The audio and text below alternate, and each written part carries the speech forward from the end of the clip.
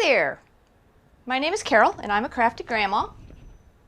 I'm getting feedback, I apologize. And today we are going to design our own bag.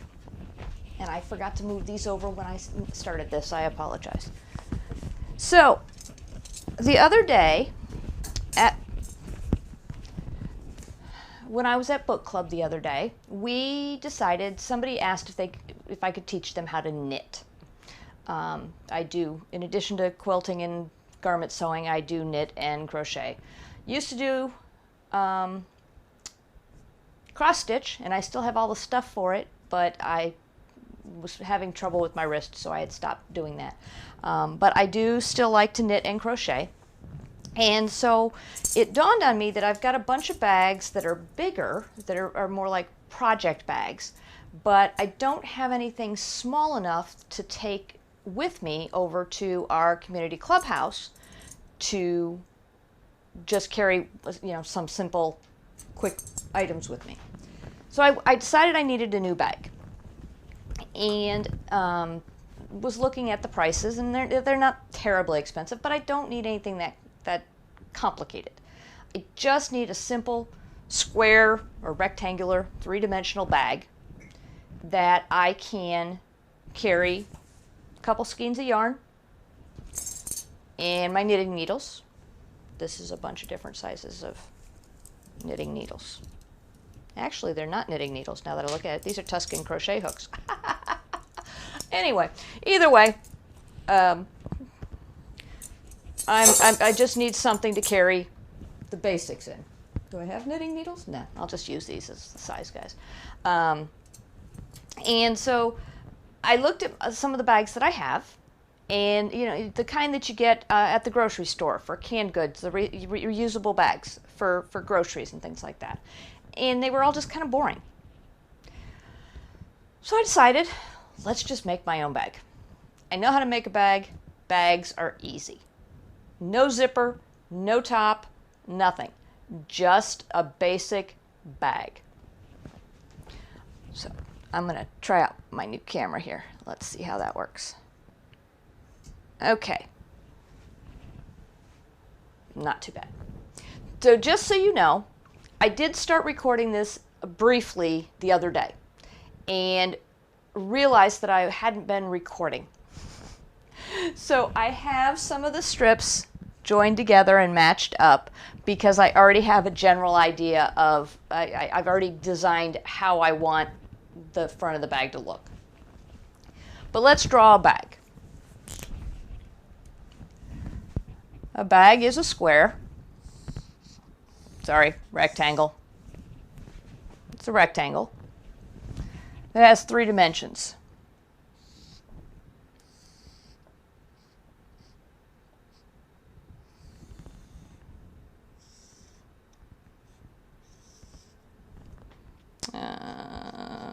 This is the part I'm not very good at.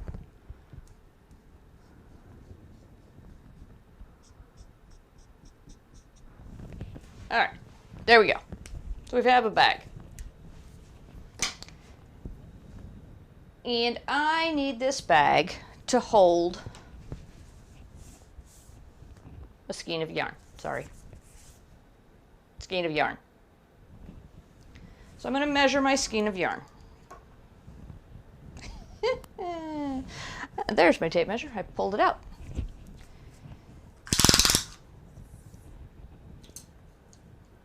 And from top to bottom, which you can't see, is approximately 9.5 inches.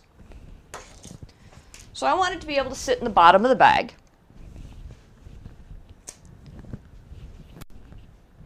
So this distance is 9.5 inches. That's the minimum I want it to be. And I want to be able to have hooks.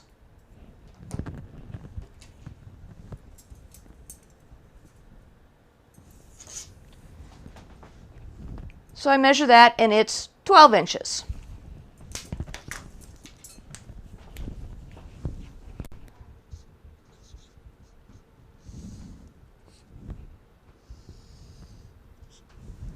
So from top to bottom, the minimum distance I want is 12 inches. And then the depth, so from here to here, of the bag needs to be a minimum of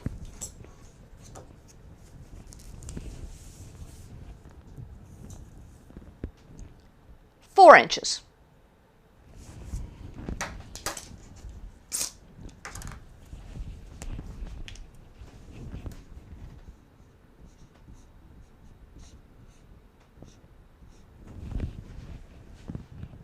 So that's the dimensions of the bag that I need.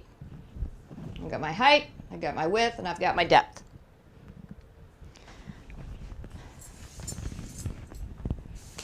Now, of course, I don't necessarily want it to be exact. I want to be able to have a little give in it. So I'm going to add an inch to everything. Where did my eraser go? There's my eraser. So instead of 4, I want this to be 5 inches.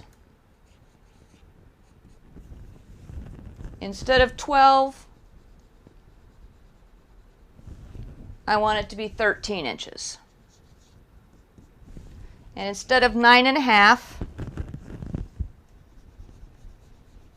I am going to get rid of the 1/2 inch and round up just so that everything matches. I'm going to round this up to 11 inches.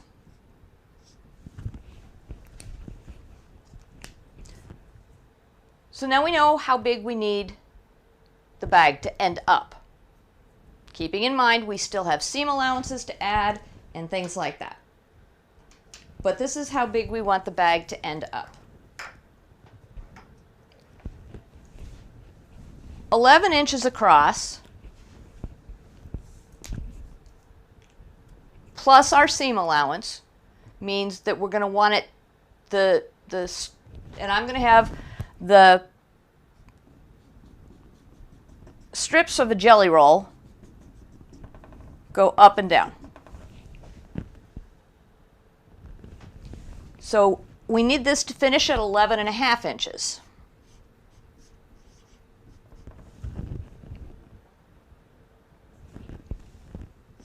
To get that, how many 2.5 inch strips do we need?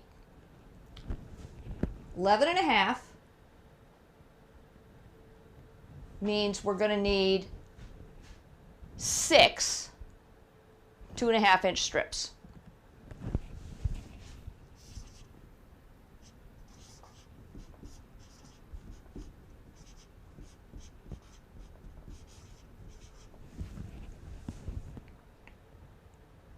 Let's talk about that. So it's actually going to come out to 12 inches. So we're going to have a bag wider than we had wanted, but that'll be fine. We're going to have, because 6 strips that are 2.5 inches wide are going to finish to 2 inches wide. So 6 times 2 is 12. So that's where we go for that. And I may still cut them down a little bit. I haven't decided. We'll see about that. So I'm just doing the math now. Okay, that pen's not working very well, so let's go to this one. So 13 inches tall means we want to go, and the bag, the strips are going to wrap all the way around the bag. So down, across the bottom, and up the back. So 13 and 13, that's the front and the back. And the bottom is the same depth as the side, so that's 5. So that's 11, that's 31 inches. A strip, these happen to be 44 inches wide, or long, I know that, I've measured them already. But they range anywhere from usually 42 to 45. These, like I said, happen to be 44. So as long as your bag is going to be less than 40 inches tall, you're only going to need 1 strip. If, on the other hand, you need it taller, you're going to have to make sure you have a strip set that has more than one of the same strip, and you want to stagger your joints. And that does get a little more complicated. But anything less than 40 inches, or 42 inches really, you should be fine using one strip set and all will be right with the world. And I forgot something here. Let's erase. I knew it seemed like 6 strips wasn't going to be enough, but I didn't remember why. So 11 inches is the front. Half of the back, or half of both sides are going to be covered by the strip set too. So half of 5 is 2.5, and you need both sides. So that's 2, 4, 5, 6. That's 16 inches wide. 16 inches is 8 2.5 inch strips. That's better, because I have 8 of them, and I knew that's what I needed. I just didn't remember what happened with the math there. Okay, so we have now defined our bag size. We have not worried about straps at this point. We haven't even touched that idea. We'll get there later. Right now we need straps, or just the strips. So let's see here. There we go. So as you can see, I have 8 strips that I've started working on. And they're in stacks of 2. And they're going to be the front and back, front, bottom, and back, and the sides. It's going to all wrap together. And this will make more sense as we go along. So the next thing we need to do, since I already have some of them joined together in sets of 2, we're just making a flat piece of fabric right now. That's all we're doing, because we want to get a piece of this that is, let's see,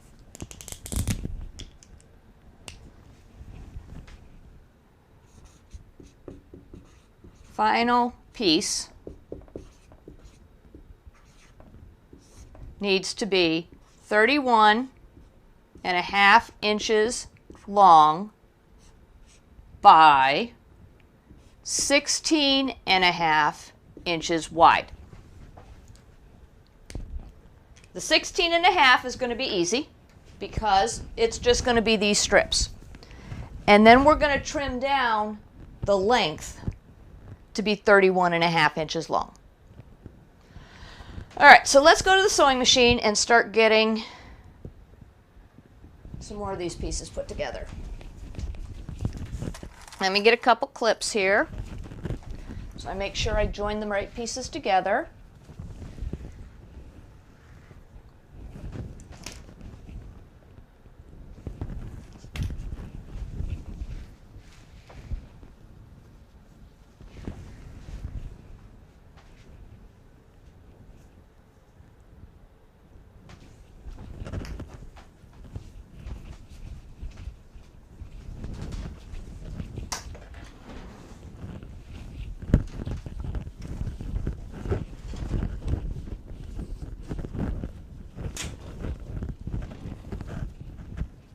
Okay, so now we're here.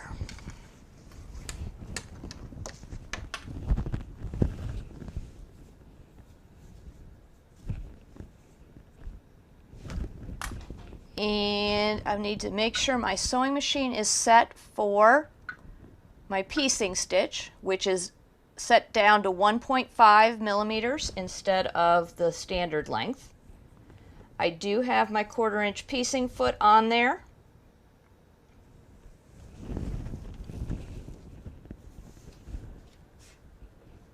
And I am not going to do any starting and stopping or back and forth on this, because these seams will eventually get cut off and put into other seams. something to keep in mind when using these jelly roll strips that are pre-cut, the 2.5 inches wide is from the inside of the V. So when you're using your piecing foot, you're not going to measure to the top of the V, you're going to measure to the inside of it.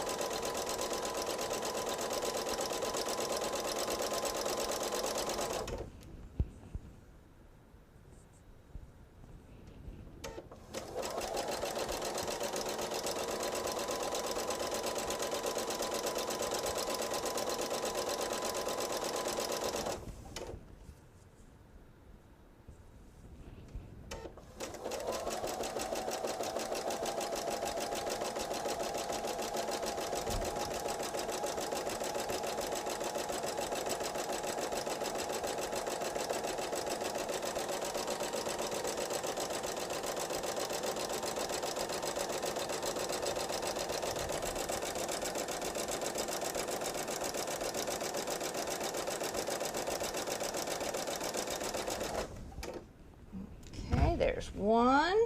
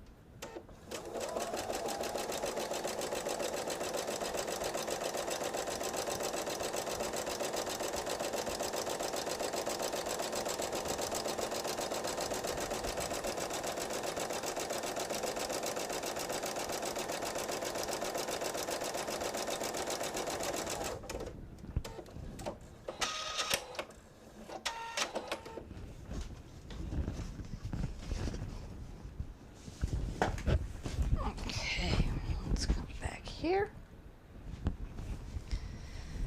And now we have 2 long strips.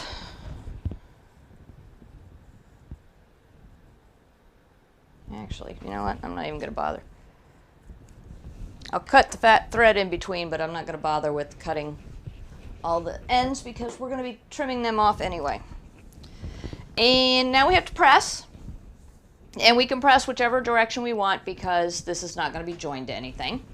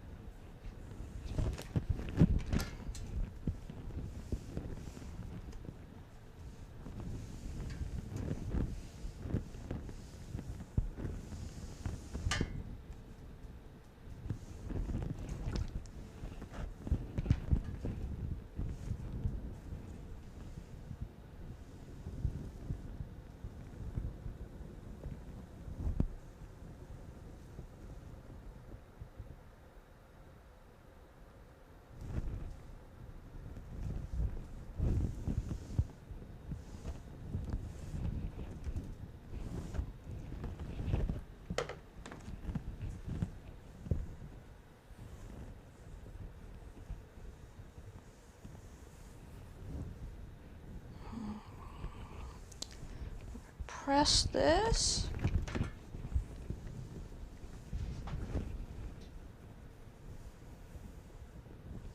And when they're this long, they tend to get a little more difficult to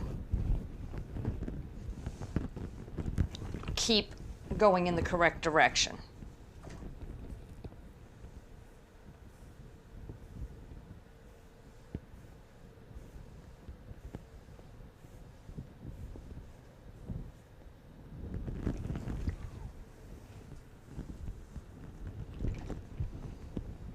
So then you have to go underneath and get it so that it presses out.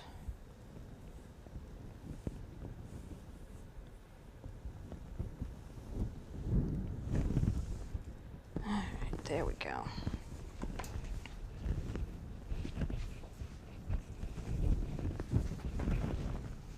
Put that there. Come on, there we go.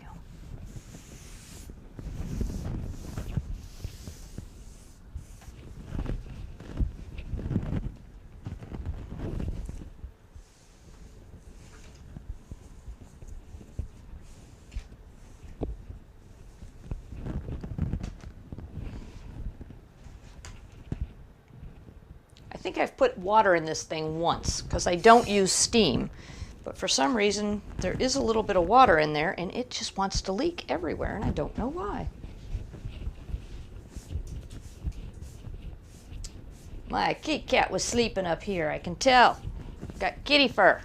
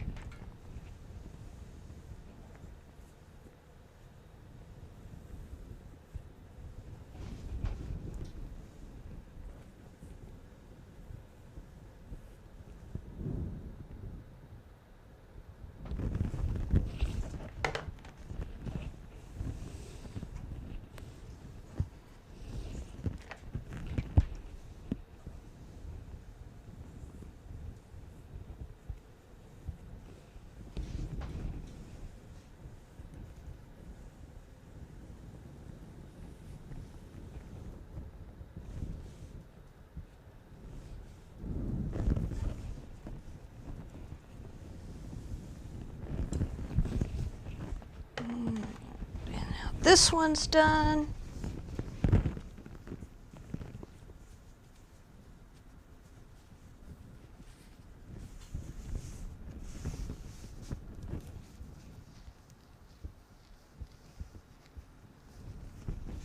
Did it go the wrong way? Ah, there's a spot that's in the wrong direction. Let's fix that.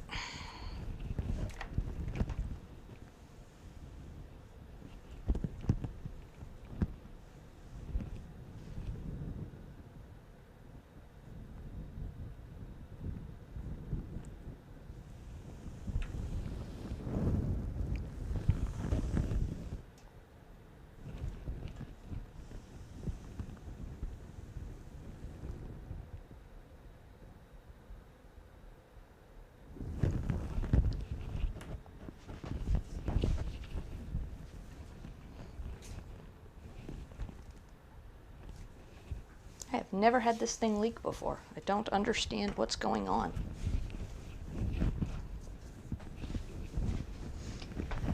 There we go. Let's try this again.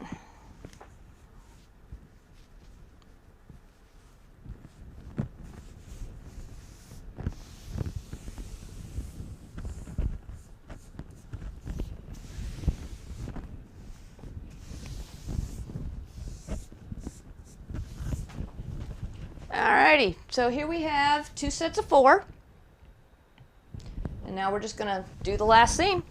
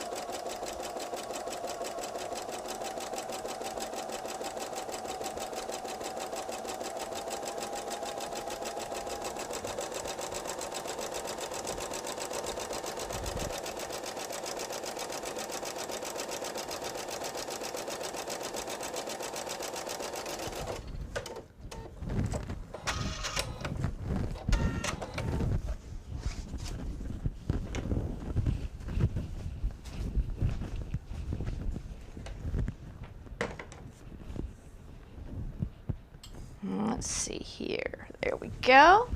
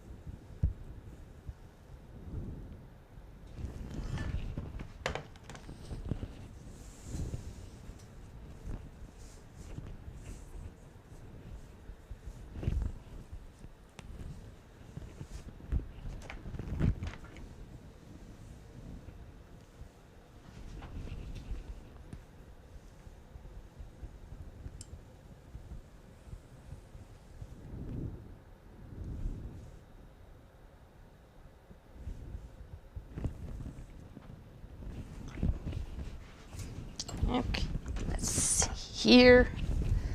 Hang this on the wall.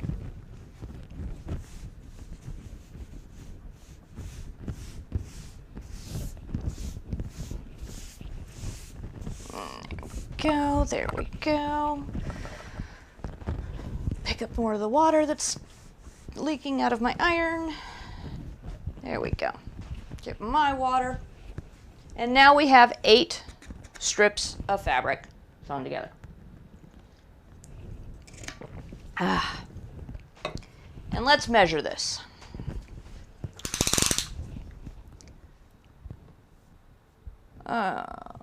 Actually, it's 16 3/4 inches wide. Let's take a closer look at the details of what's going on here. Where did my ruler go that I specifically set out for this activity? Oh, there it is.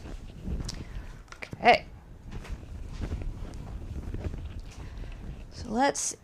How's the detailed camera working today? It's not too bad.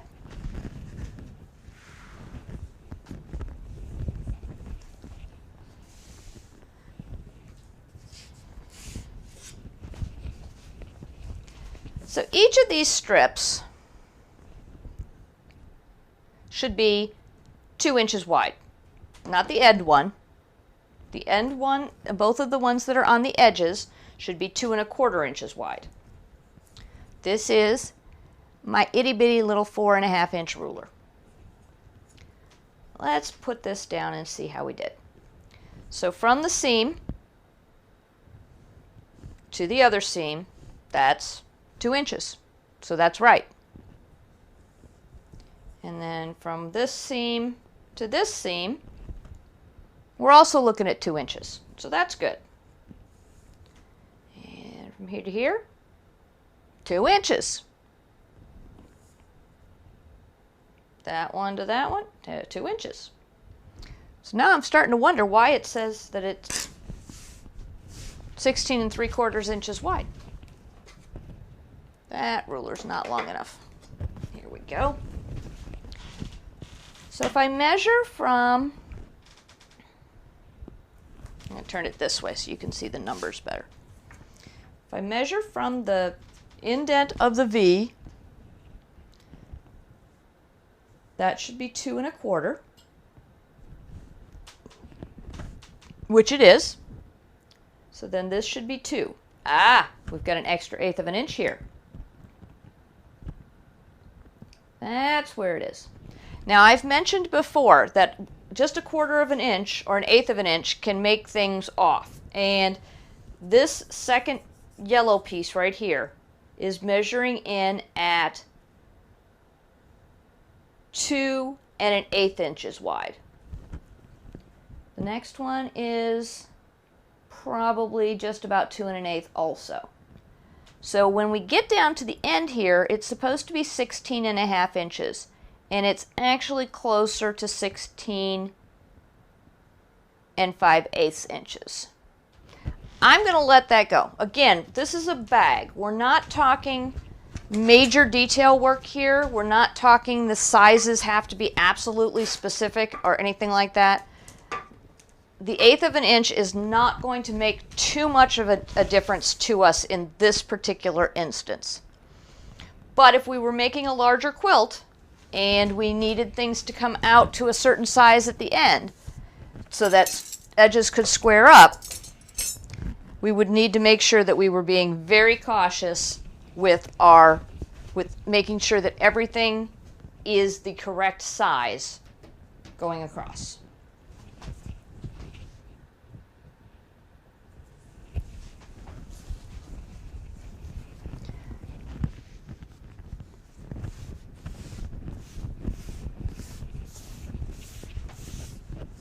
Alright, I don't know why I just put that back up on the wall. That was kind of silly because now I'm going to need to cut it. So we've got the piece 16 1/2 inches wide. That part's taken care of. Now we need it to be 31 1/2 inches long. See, this is why I said I don't know why I put it back up on the wall, because I'm going to need it. I need to get my water out of the way.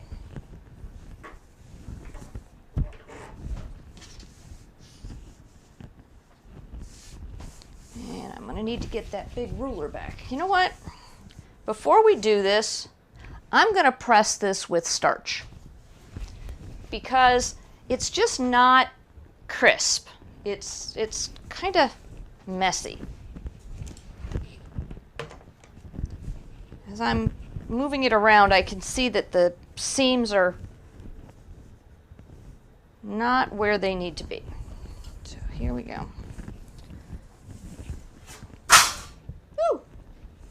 Knocked stuff over on the side there.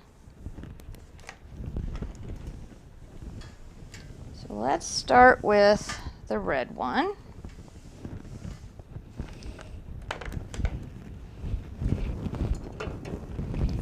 So I normally use this, which is Mary Ellen's Best Press. I love the smell of it, cherry blossom flavor. I love it. Oops, knocked my tablet over. There we go. And I saw recommended faultless, and I think it did say premium, but this is called Premium Luxe Finish. And, oh, there's levels to this. This is almost to the crisp side. I don't know what would be more crisp than this. I guess I will have to check into that. And I had it delivered with my grocery order, and the lid got cracked, so that's not doing me much good.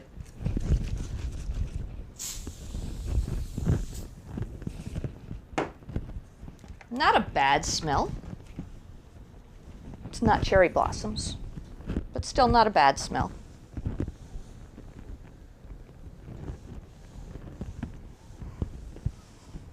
Okay, that's better.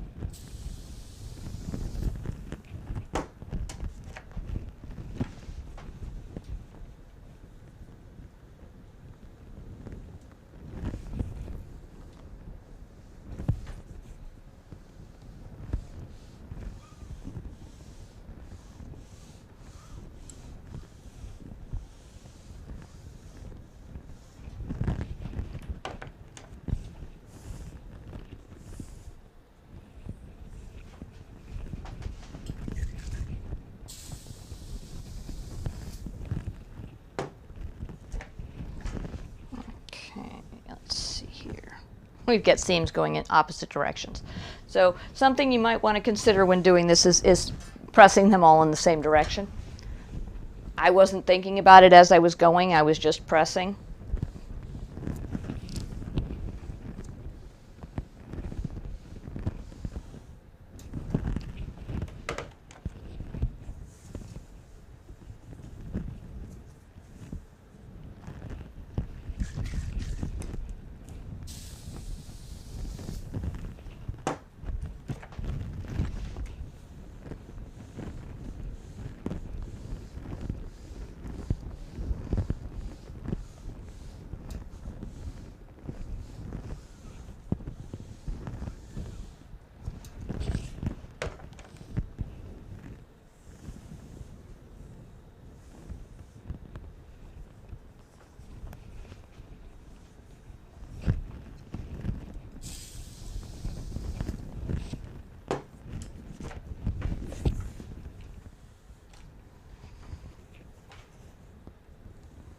So the seam that's on the one strips, I'm pulling this last strip out because although it's pressed, it's not tight. It's, I don't know how else to explain it other than not tight.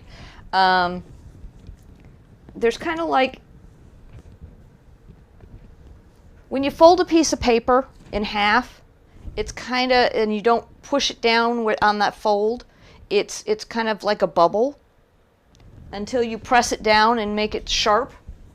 That's what's happening with this seam, and that's what was bothering me as I was getting ready to cut it, was the fact that it had this bubble to it. It wasn't crisp, it wasn't sharp and pressed all the way down.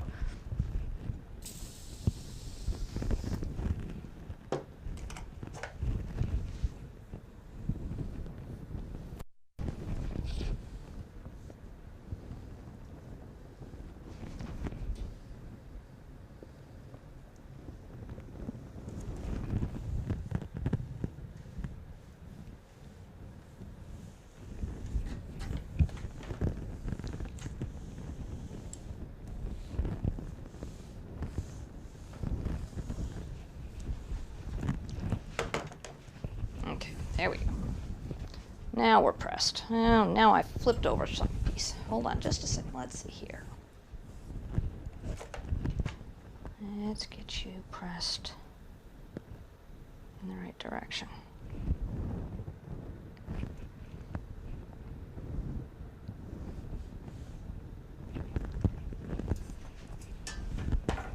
Okay. There we go. I feel better now. It's nice and crisp.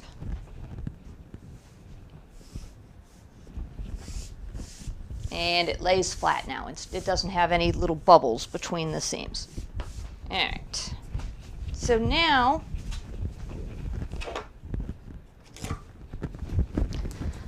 I am going to true up this side. So right now, it's got the selvage. It goes up and down all over the place.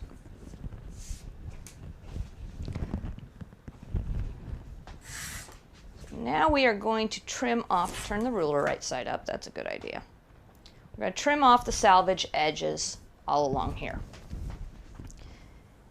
And I do have to use my 24-inch ruler because it's 16 inches wide. So I'm going to have to do that. I have to do that. And I'm going to line up along the stitched edge here, and as I go I'm going to check periodically, but I'm not even all the way up. Down up there I am. Okay, because of the fact that I've got an extra 1/8 of an inch in a couple spots, I can't line up on every single strip. So I'm lined up on this red strip down here on this side and the purple strip up here on that side, so I know that I'm straight with the seams.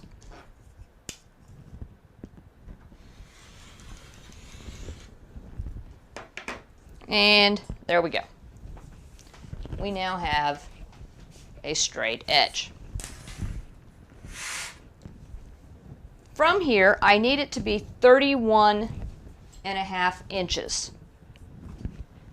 Since I do not have a ruler that reaches 31.5 inches, I need to take that and divide it in half, which would be, let's look here, calculator.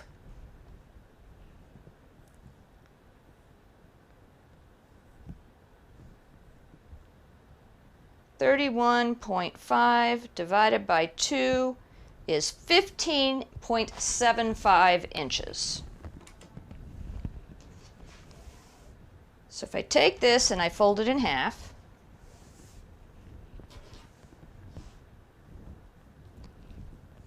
I need to get this piece folded from here to here to be 15.75 inches.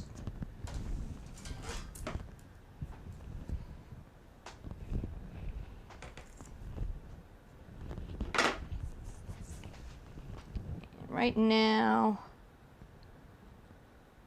we're a little bit wider than 15.75 inches. I don't have any other rulers I can use, do I? No, I do not.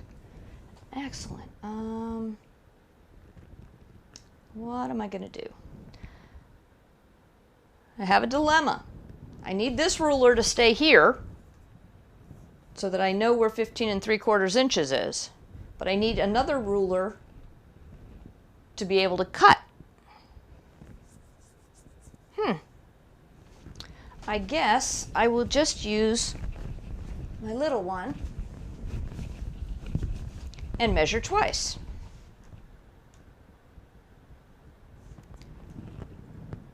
So again, now I'm lining up on one of the seams.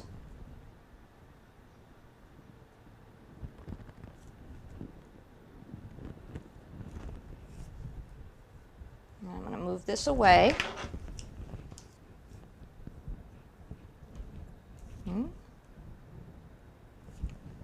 I moved my ruler, so hold on, let's make sure.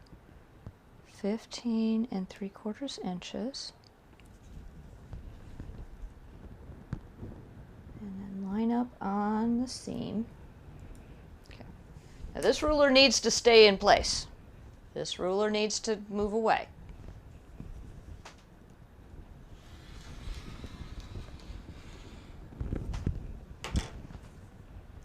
And we're going to go back up here. Now we're going to go up here and do the same thing, 15.75 inches.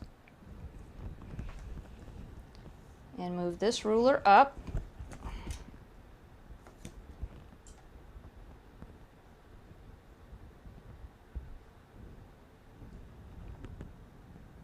Come on. Let's get lined up.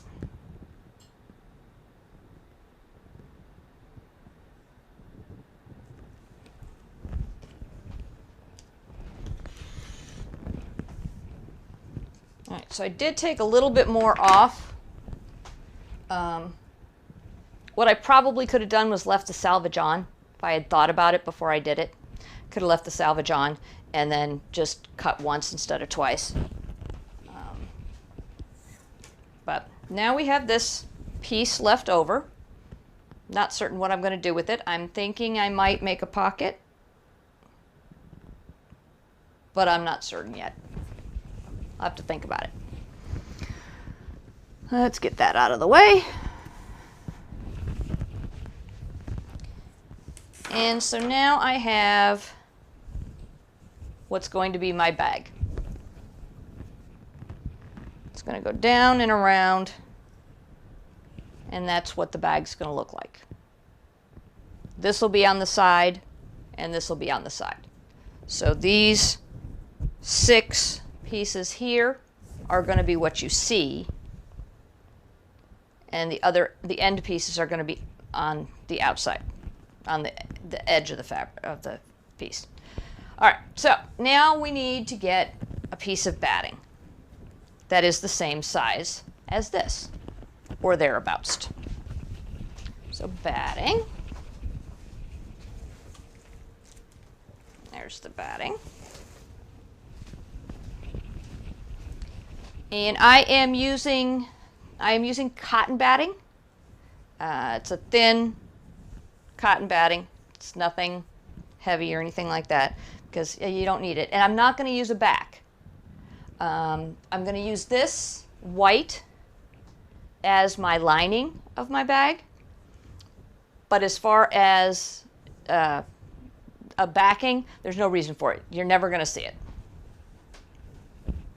All right, so let me just get a small piece of this cut out.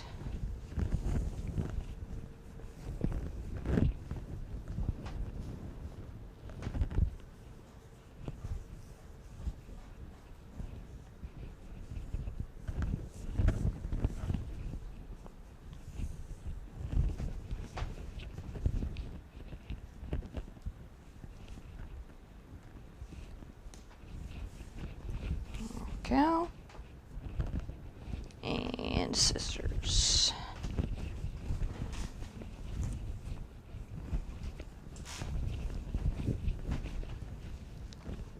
Let's see here.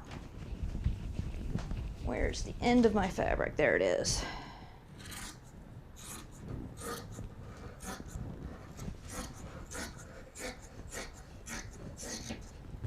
If you are so inclined, you can cut this exactly the same size. So 16.5 by 31.5 inches. I don't mind it being off. I will trim it up later.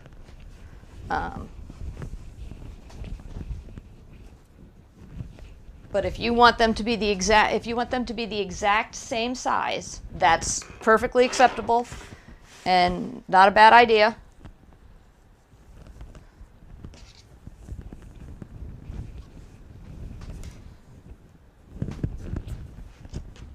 There we go.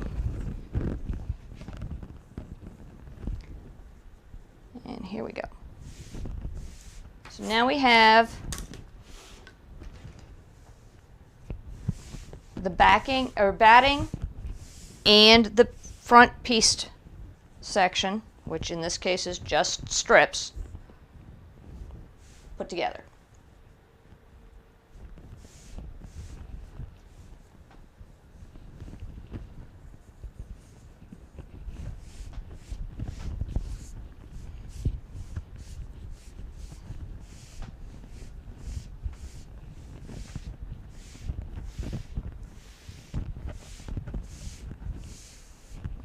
There we go. Got everything all sandwiched together. And now we will go through and we will quilt.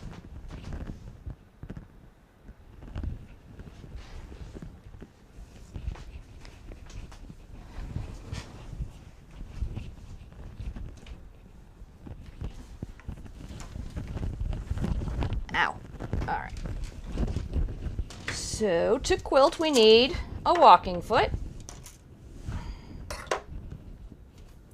and a quilting needle.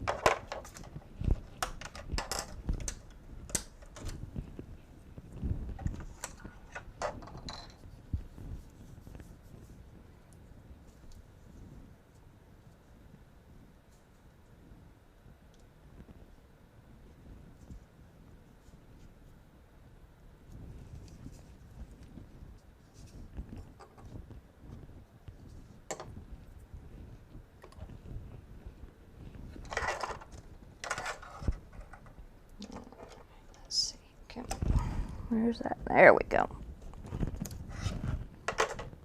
I'm going to save this needle because it was brand new. I started this project, so I'm definitely not going to get rid of that needle yet. But I do need to put on a quilting needle.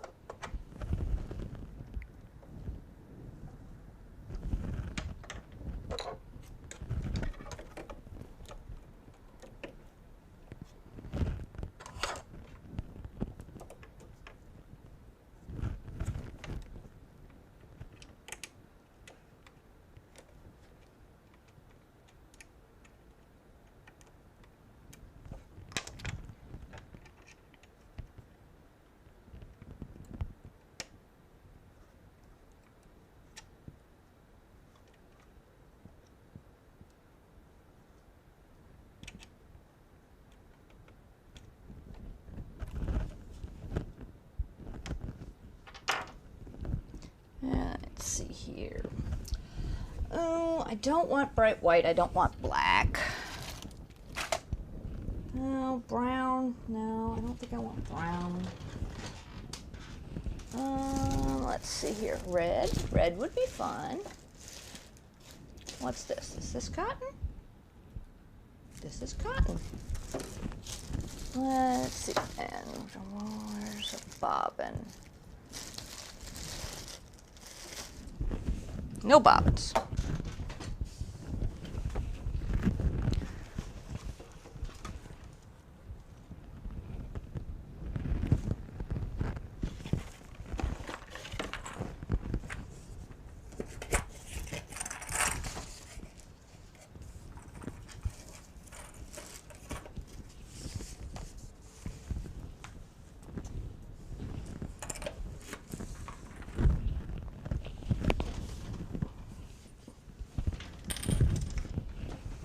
Alright, there's that.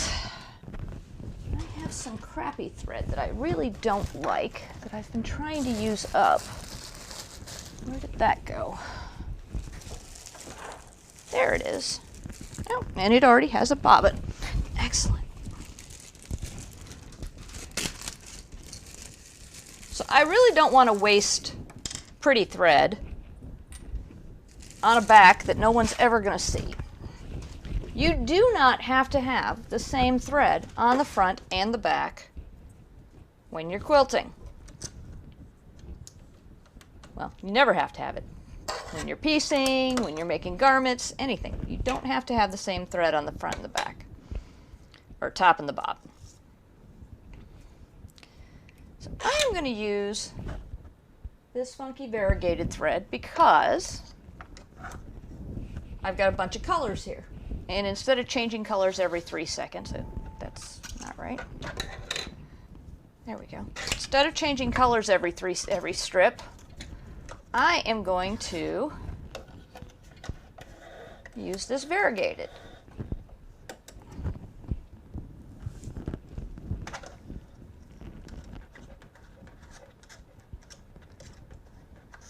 And yes, I do need to quilt this because my batting says that it has to have stitches every, I think this one is every 8 inches.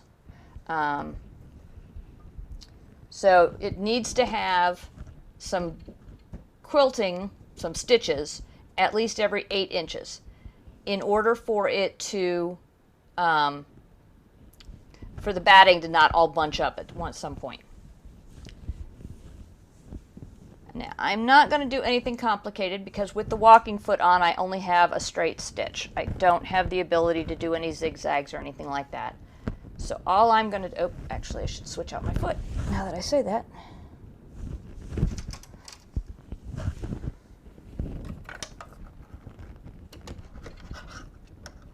I am going to stitch in the ditch.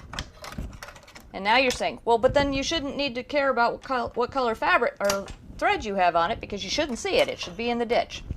It should. And I know myself well enough to know that it never will. I'm just not that good.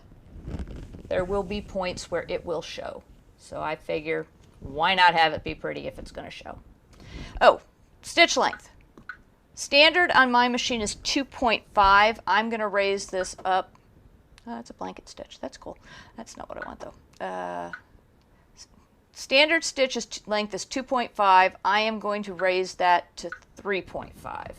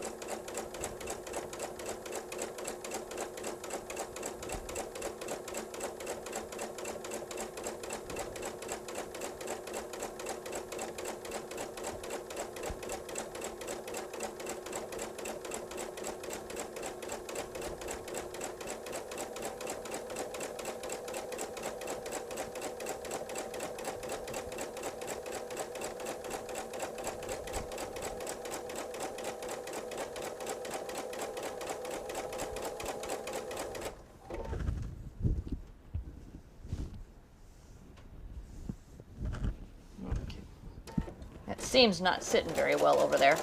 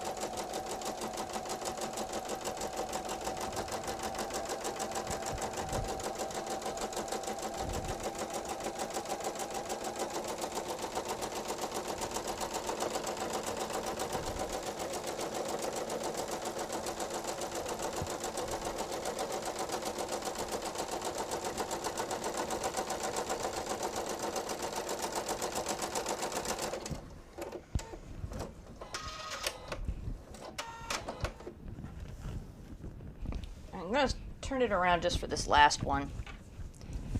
I wasn't going to, but what the heck. I just have to make sure that keep it straight and tight.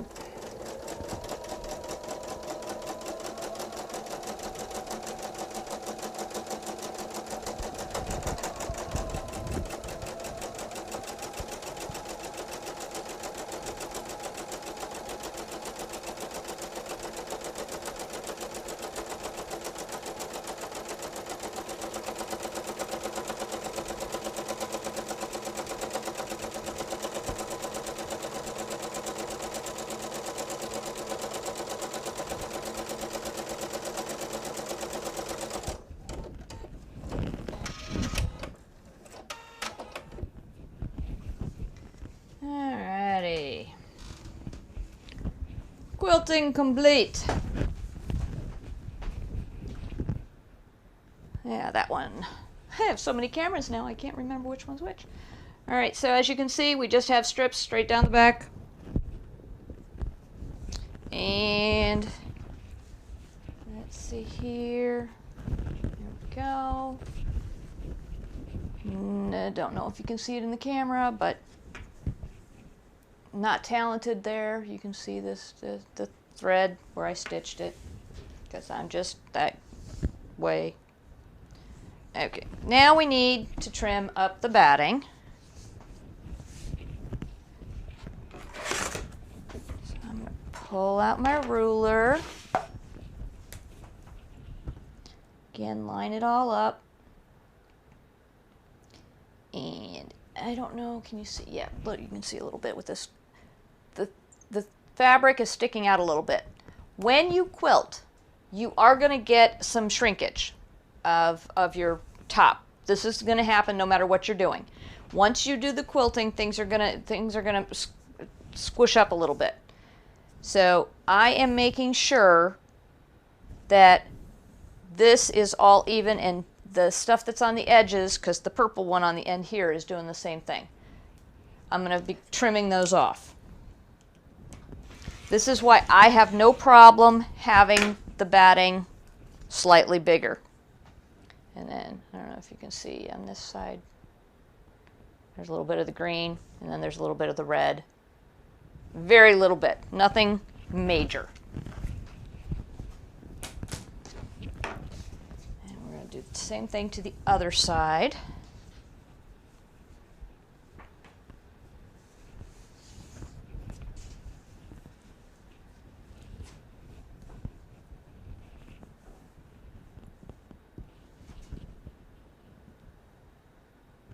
Yep, exact same situation.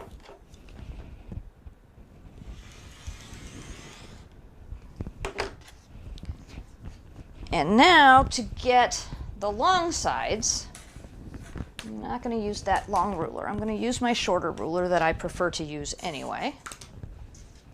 And I'm going to turn this way.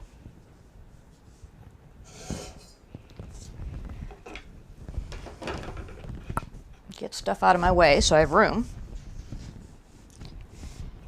And now I'm going to trim this piece. You're blurry. Can you get into focus? Ooh. There we go. I'm going to trim this piece of fabric and this batting so that it's 2 1/4 inches from the seam to the edge, which means I am going to be cutting off all the little pointy parts of the strip. So 2 1/4 inches.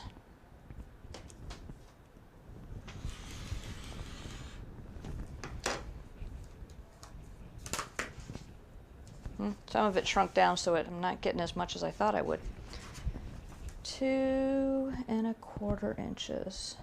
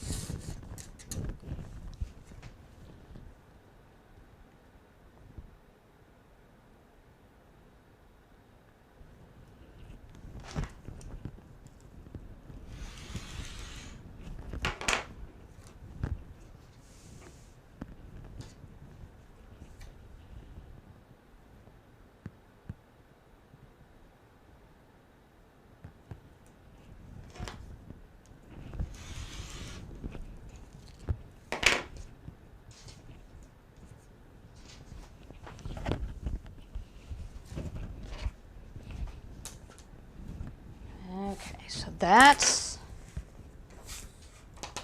there.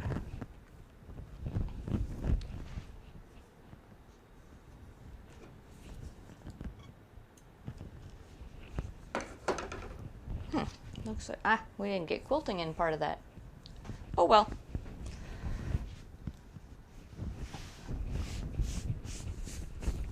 So now we have that. And I could just go ahead and start making the bag right now, but I'm gonna go ahead and get the lining cut just so that I don't have to mess with it later, and we can just go straight into the cut. Alright, so the first thing we need is we need the piece to be 16 inches wide.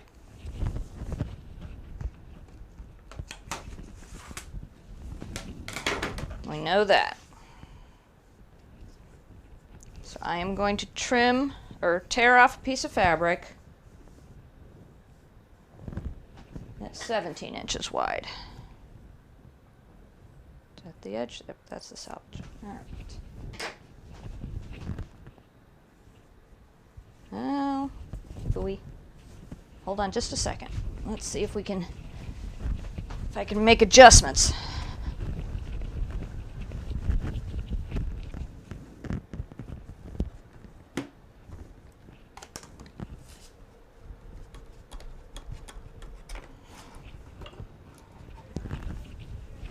Technology. You gotta love technology. Let's see. Can that help? Let's see if that will back up. I do not know. We'll have to find out. We'll have to see if it works or not. When I cry in a little while, you'll know that it didn't work. Alright, so let's 17-inch piece.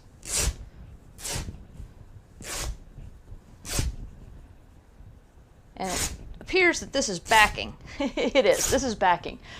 So this is not a standard 42-inch width. This is probably 100 inches. Because that just kept pulling and pulling and pulling.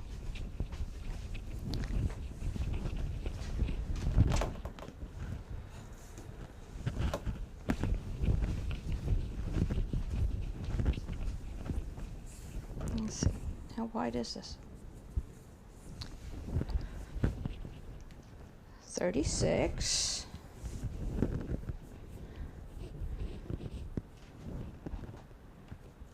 And another 36 is 72.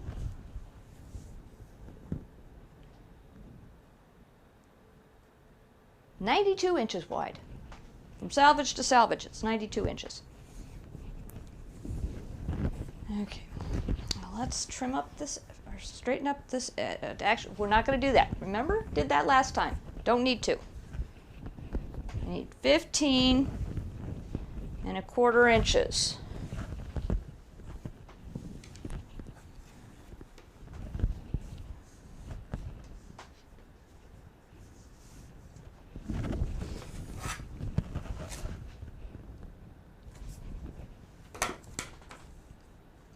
"15 3/4 inches. Good thing I remembered that before I cut. And I'm not worrying so much about perfection at this point because I have to finish up the other edges yet. So there's nothing to square off to other than the fold.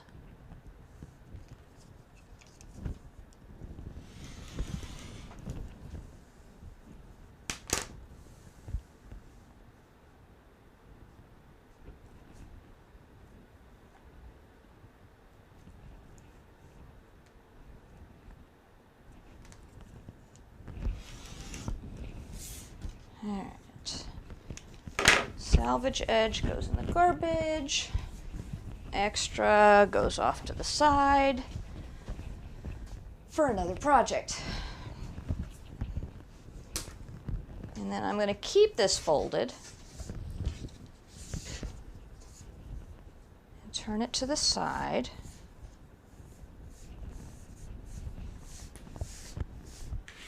And now I'm going to square up this edge.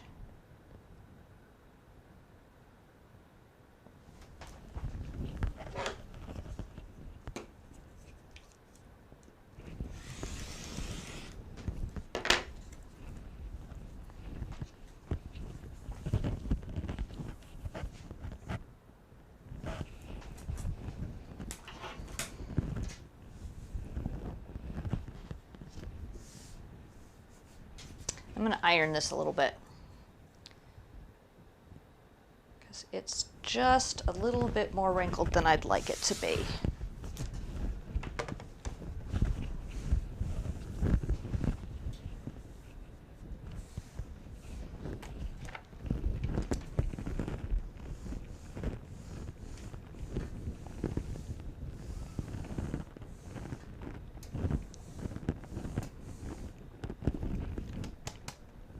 My iron is one of those that if it sits upright for too long, it's gonna... Alright, to continue recording, select a new storage and project setting recordings options. Project, okay. Hold on just a minute. Project settings, recording options. Oh, okay. Save. I'm gonna do that. Just for a minute. Project settings. Go there. Go there.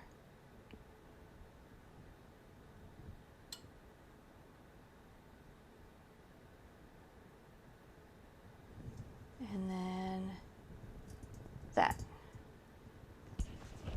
All right, so hopefully this all worked out for me.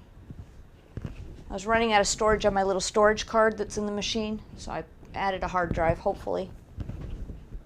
Because I'd like to be able to take this and make this into a shorter video so that someone doesn't have to watch all of this if they don't want to. That's what I was hoping to do anyway. Originally, that's what I had intended to begin with. I was just going to record it without doing it live and put it out there as a shorter video. And then I realized I wasn't recording.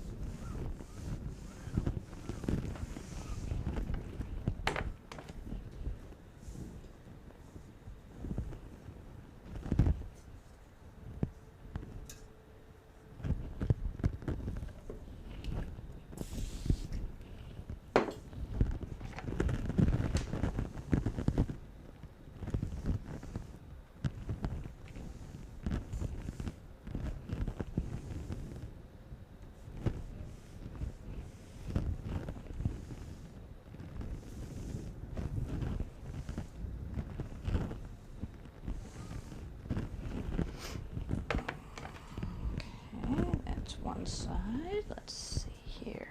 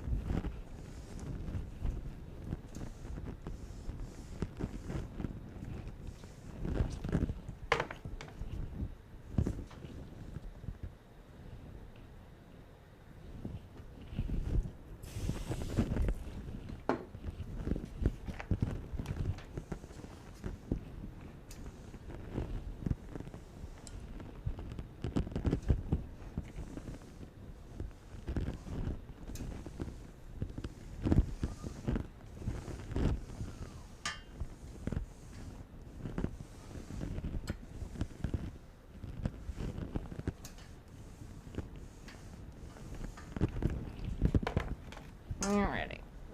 There. It's not perfect, but it's a heck of a lot better than it was.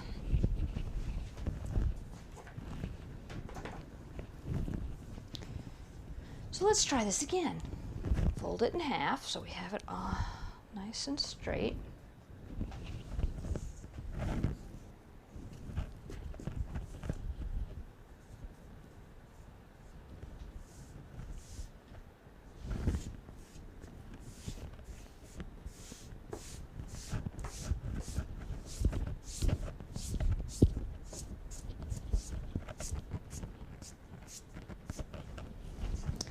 And back to this. So it needs to be 16.5 inches wide. 16.5.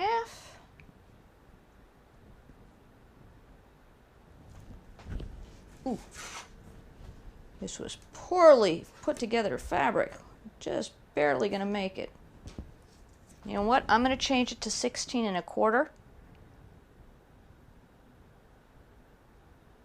Actually, 16 3/8. So I'm dropping it down by 1/8 of an inch. Two reasons. One, I don't have enough fabric. The way the fabric was made when I tore it, it wasn't on grain to the edge that I cut. So even though I gave it 17 inches, it's still not correct. So I'm going to drop it down 1/8 of an inch. Other thing that does do is it makes the lining just slightly smaller than the outside, which is a good thing. The lining won't pucker in different places. It'll just be tighter. So it's not a bad thing to drop your lining sizes by 1/8 of an inch. And since I have to anyway, I'm going to.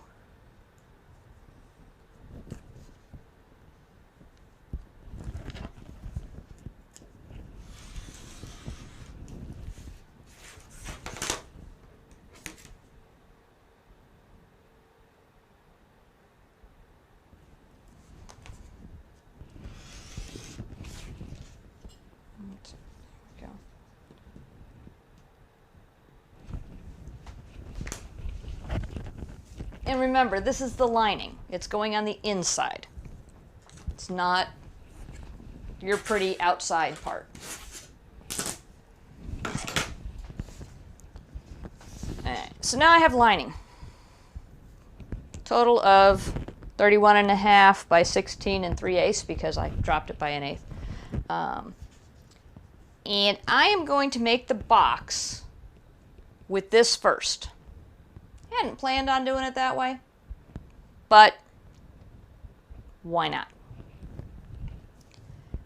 So what I'm going to do is make the bag, for all intents and purposes. And I'm thinking about it. I'm just going to leave the thread on there that I have. I'm not going to worry about it, even though they're two different colors and one of them's really bright colors. I'm just going to leave the thread as it is. And let's go over to the machine.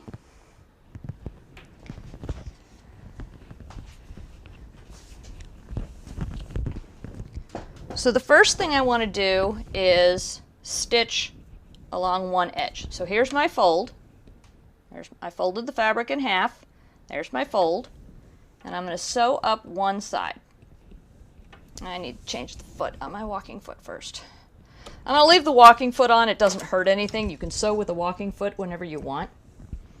There are some people that use it all the time. I don't like the noise it makes. And that's any walking foot, not just this brand. I don't like the noise they make anywhere. Okay,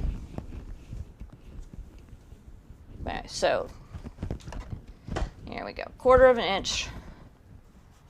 I'm going to set it to a standard stitch length.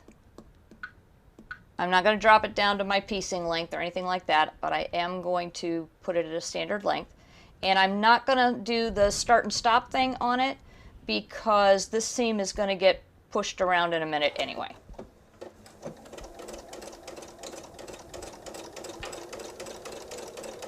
All right. What happened?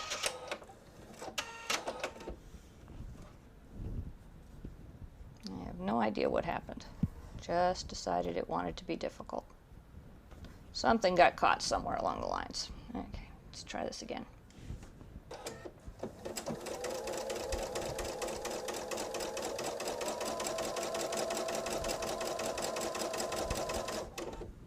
And you still want to make sure you have your fabrics straight and even on top of each other.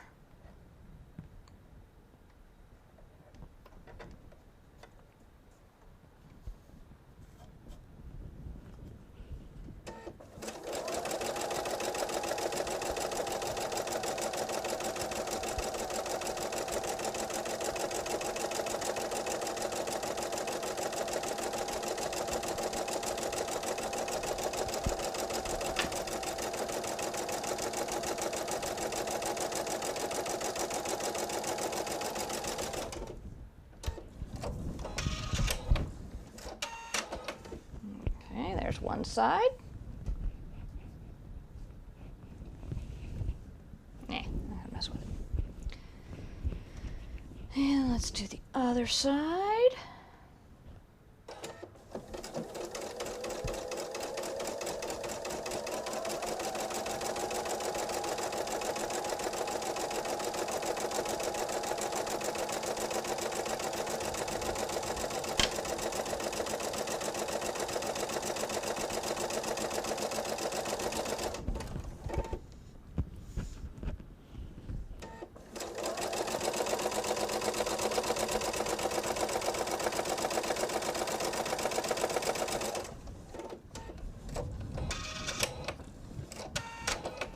Okay, so now we want to make the box part of it. To do that, we need to put a diagonal seam down here. So we take it to the fold, and we're going to pull it out. You know what? I'm going to go to the iron and do it.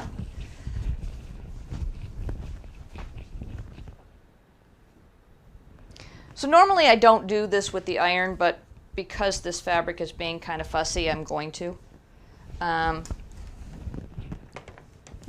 It's just that this is, the quality of the white fabric I have is not the greatest. I may have purchased it to use as muslin. I'm not certain, to tell you the truth, where this came from. But it is being fussy. All right, so I have it, and I'm sewn on both sides, and I still have an opening here. So the fold is down here, my hand is inside. You're going to match up the fold and the seam as best you can.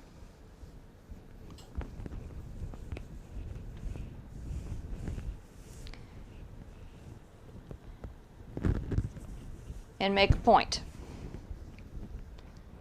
So the seam that I've stitched is down the middle, and it's sort of matched up with the fold, which is the bottom of the bag.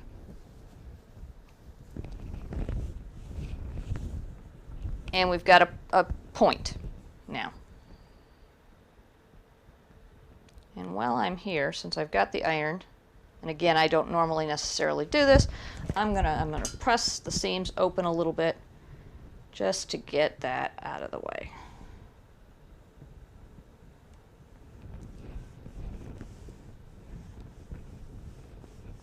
All right, so how wide did we want the bag to be? We want the bag to be 5.5 inches wide, or 5 inches wide. Not 5.5, I don't have to add a half an inch anymore. In order to do that, I need to go up from the point, need to go in 2.5 inches, so half of the length. From the point, 2.5 inches. I'm going to use my Frixon pen just because I'm here, and draw a line.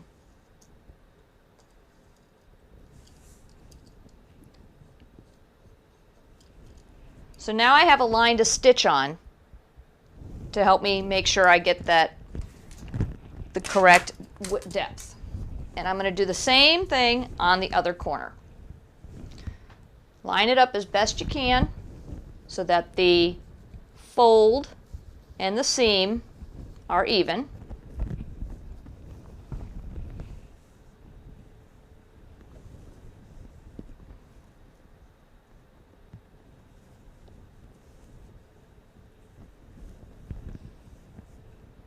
And then again, I'm going to press my seam a little bit just to press it open.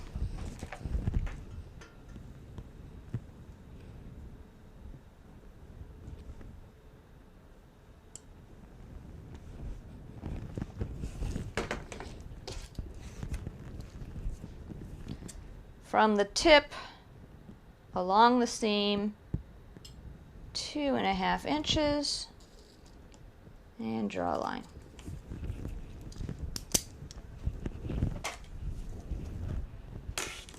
Normally I don't press, I just draw the line, but like I said, this fabric was being fussy, so I wanted to make sure. And we're going to go back to the sewing machine now.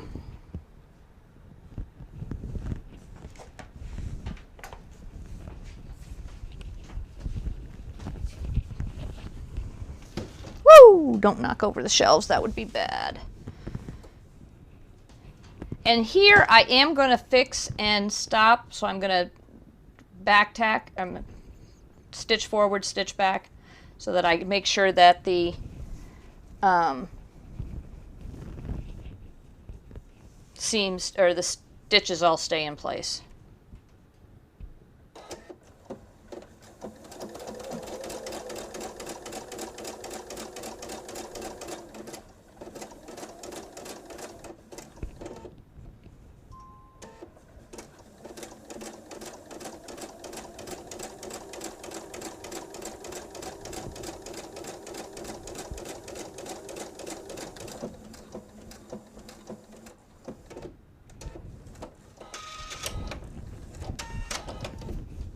One side, and now we're going to go over here and do the other side.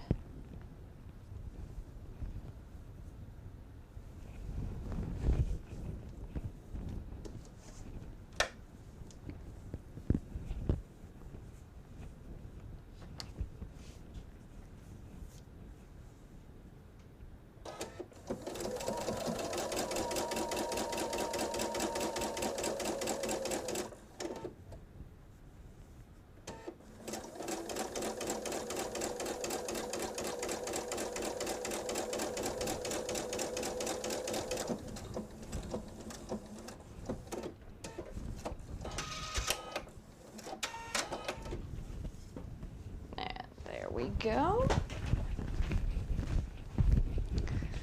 So let's go to this view, and now we've got our line and our point, and we're going to trim this down to be 1/4 inch.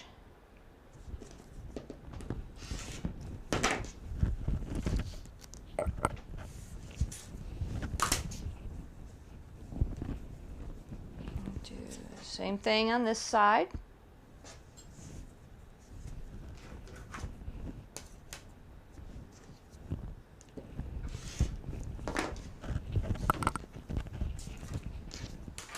Okay.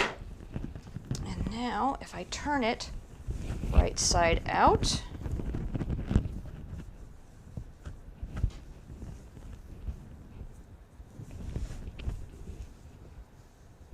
look at this.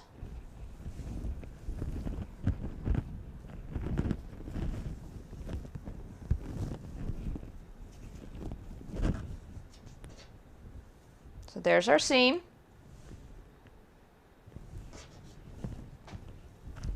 Let's look this way. And now we have a box. Or a bag. So if you want an unfinished bag, you just want something quick and easy for the grocery store, this would be all you needed to do, was cut out some fabric. If you don't want to go through the hassle of making strip sets, use a pretty fabric and do this and the lining. If you don't put batting in it, it's not, it's going to fall. This is going to be stronger. But this is a very simple grocery bag. This is all you need. And you can decide how big and how wide you want it to be all on your own. You don't need to follow a pattern. You don't need to do what somebody else wants. You can determine this size all on your own. So I'm going to set this aside, and what we just did to that white fabric is what we are now going to do to the strip fabric. So right sides together with the fold down the middle. And I am going to press this just to make sure it doesn't wiggle too much as we're sewing.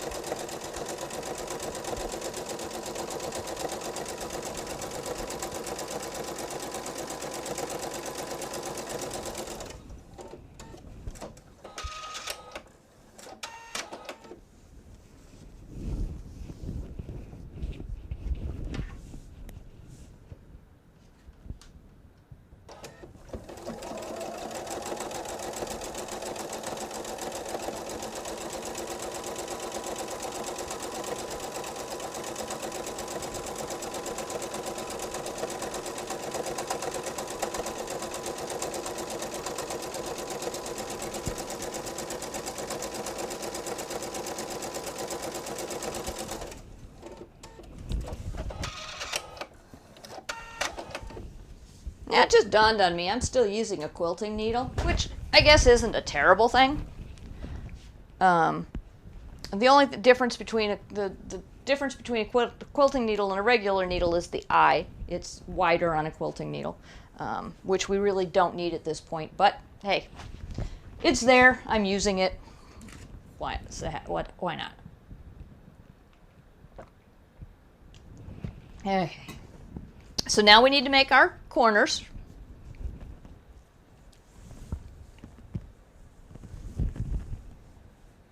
And this time, because of the amount of stuff, when I say that, I mean the fact that there's batting and fabric and stitching and all sorts of stuff like that, I am going to use a pin, a couple pins. So, pin, ruler, and pin. So along the seam, 2.5 inches in.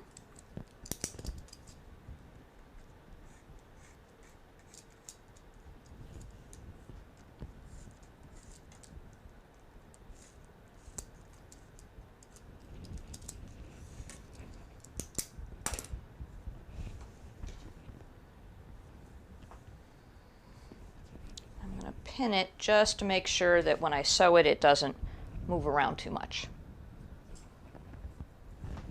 Here, let's go here. So,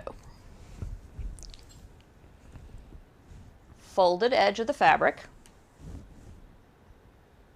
seam, folded edge of the fabric down, put the seam down, measure in 2.5 inches,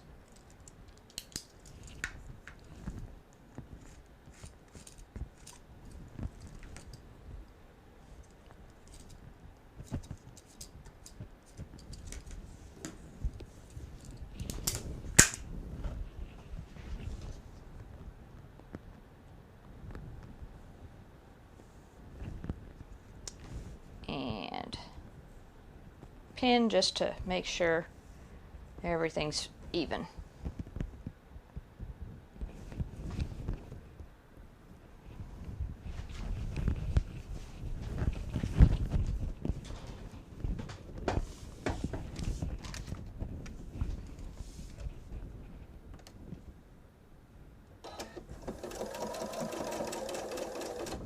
Now I'd kind of like this to lay a little flat, this seam. Probably not going to work out very well for me, but I'm going to try.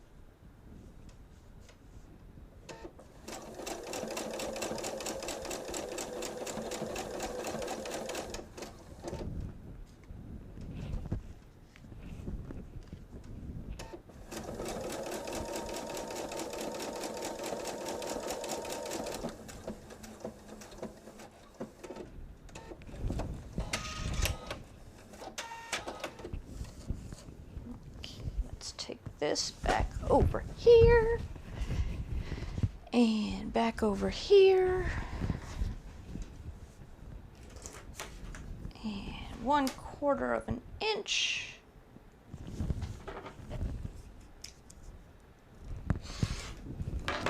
Garbage. 1/4 of an inch.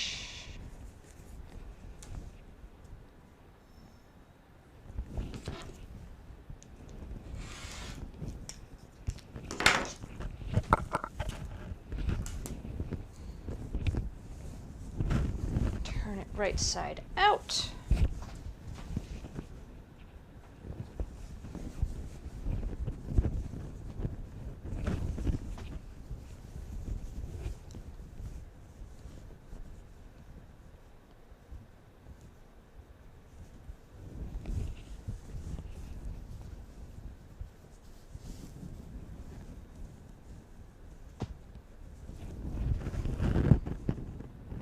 Got fuzzies.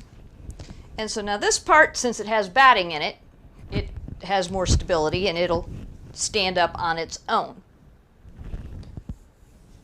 And if you look, we've got a side. Remember I mentioned the purple was all going to be on one side? We have another side, and the red's all on that side. Our box at the bottom is 5 inches deep. And it stands up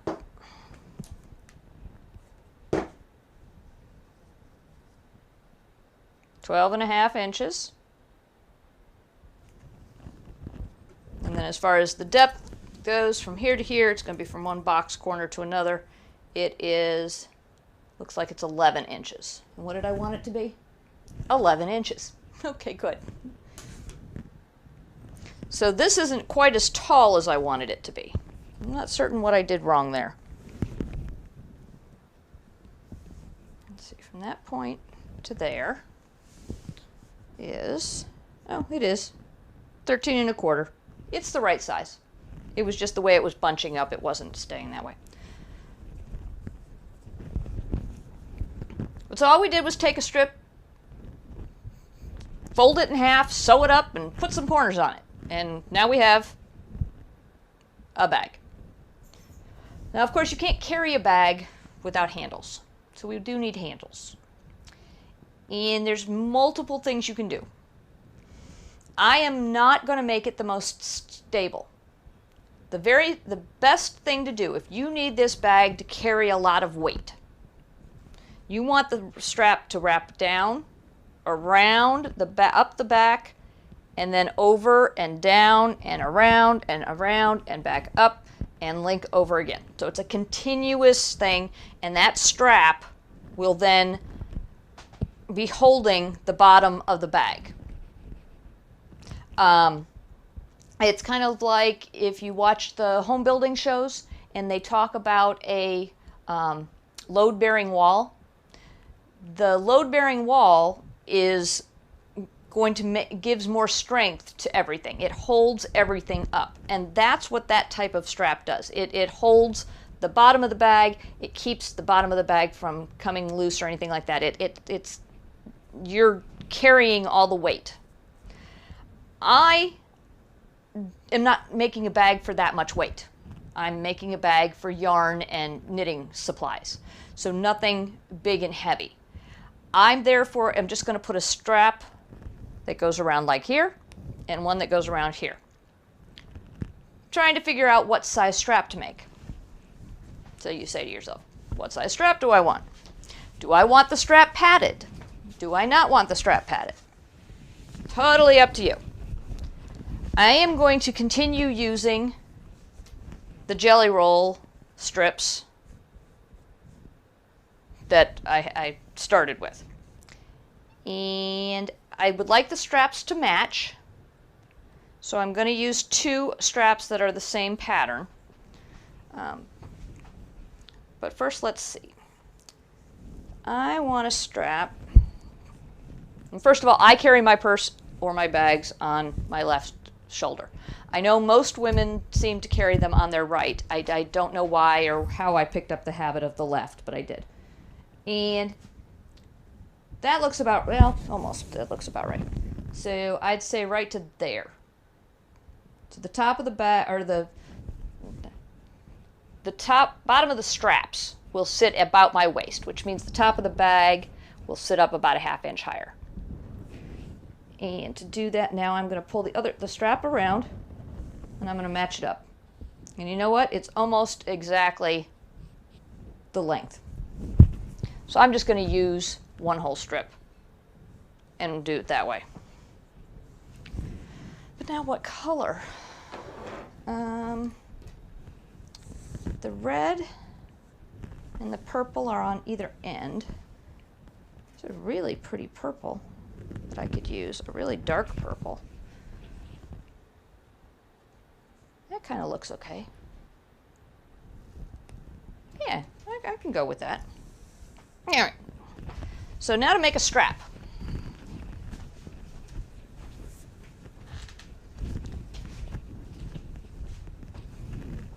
To make a strap, we take our fabric and we're going to do some pressing.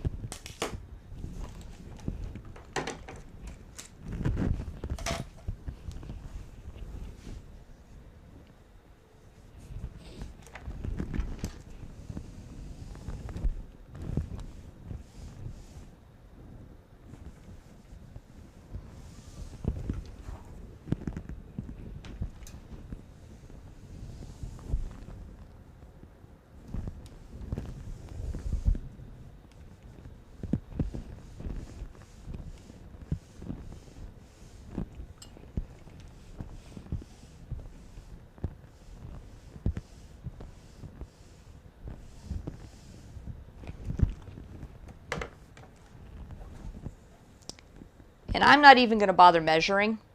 Now, if you want to measure, that's totally up to you. I'm just going to kind of freewheel it. I'm going to fold up one side of my strip, and I'm doing about 1/4 inch, or thereabouts.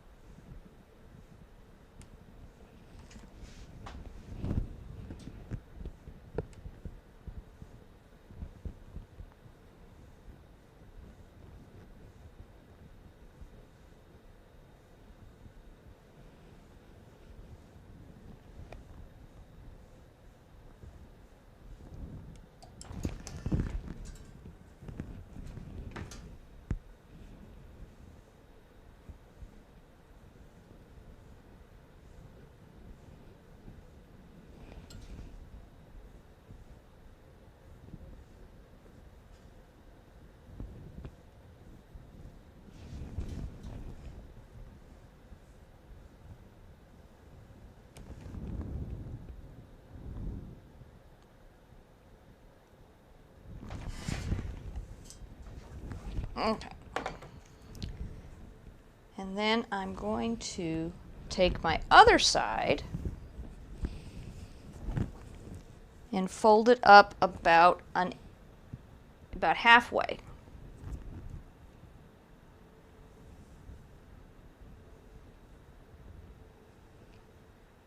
Not halfway, about halfway to the fold that I just did.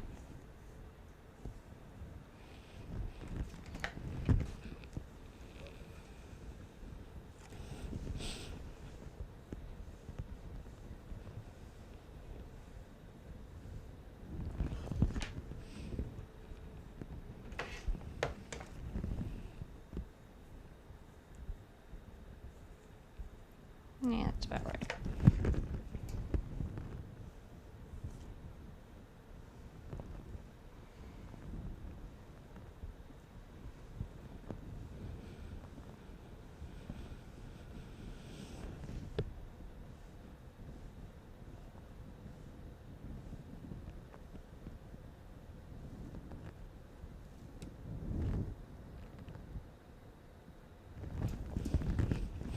Boy, this fabric is being fussy.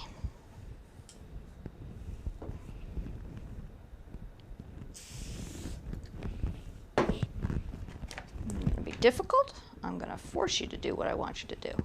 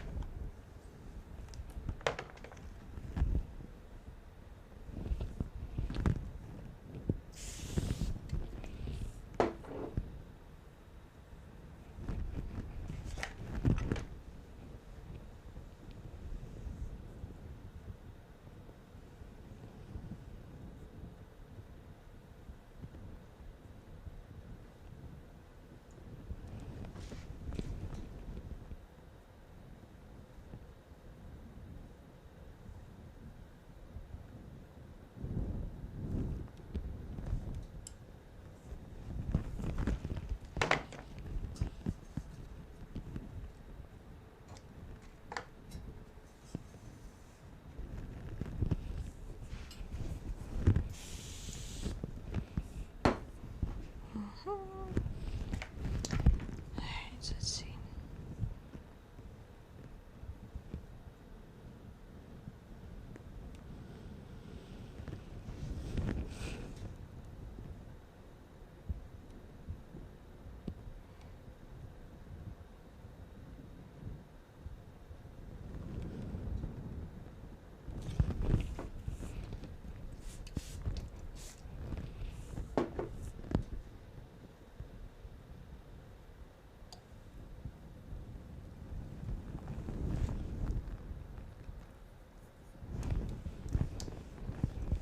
Wonderful.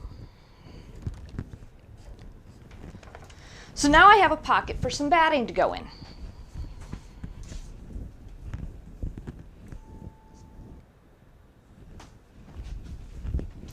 Go back over here.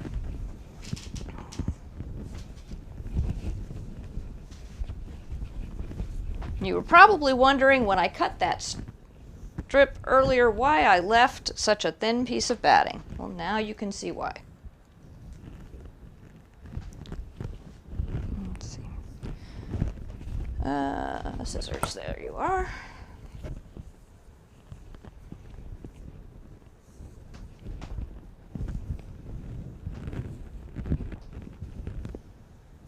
Maybe I'll just use this piece over here since that piece wants to be difficult. No, that's not long enough.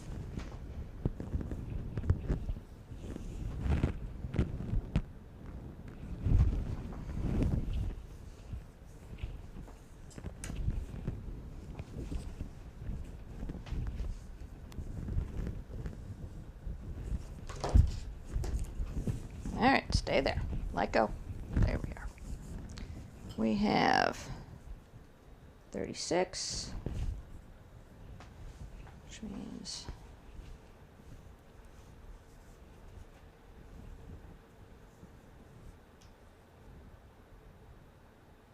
that'll work.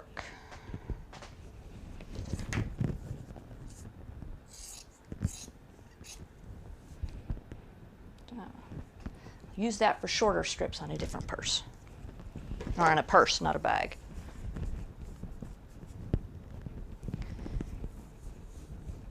And again, I'm not being completely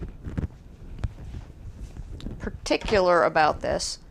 I do want it about, I'm going to put the majority of the fabric or batting over on that side of the table so that I don't have to fight with it so much. I need about 2 inches wide. 2 1-inch strips. That's what I need. So I'm going to measure 2 inches. 1, 2 ish. And I'm going to cut the batting.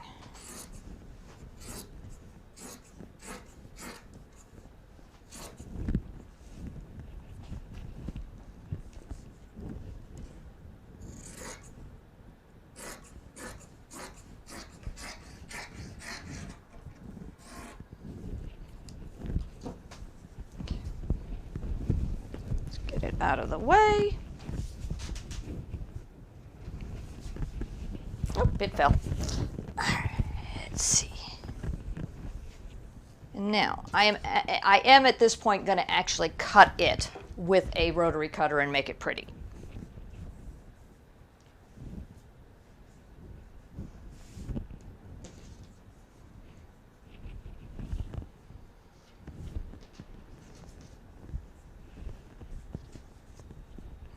Go.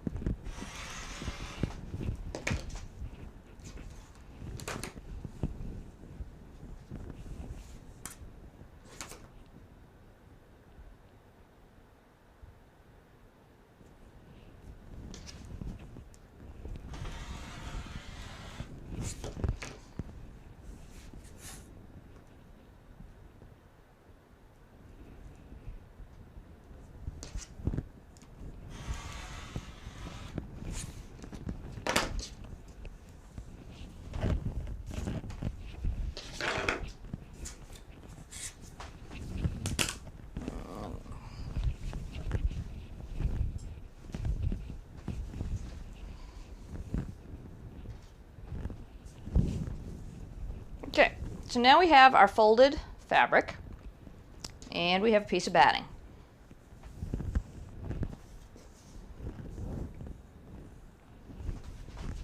The batting is going to go in the pocket.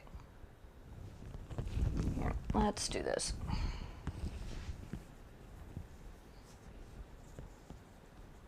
So where I folded it and pressed it, I want to put batting in there.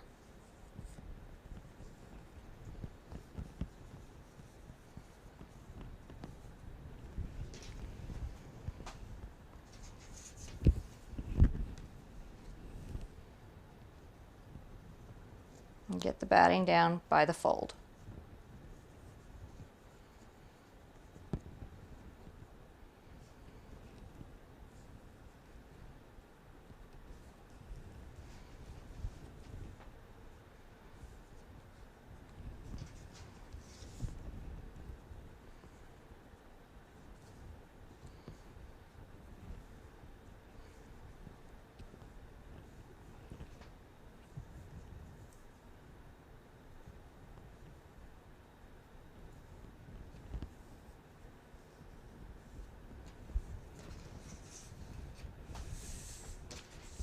And then we take the fabric that was pressed and fold it over the top so that we have a finished edge.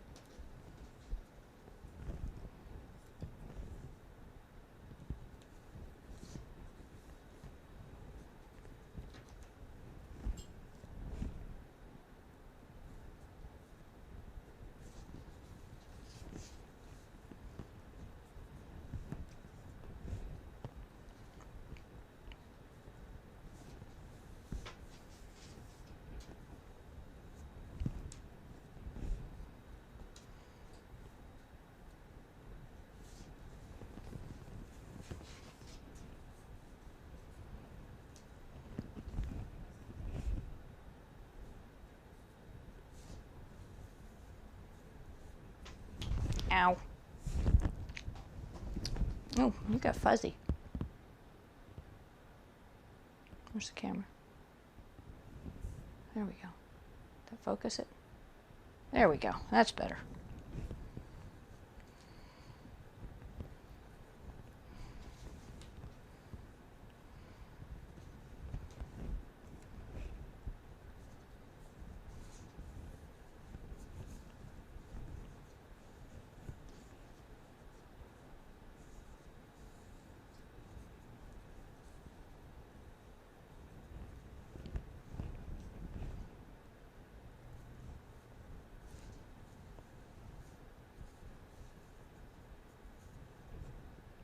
Yeah, no blood.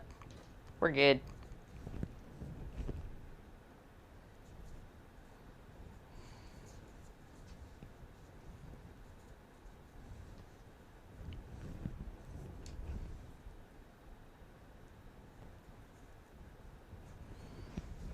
Okay, so now we have basically a 1-inch strap.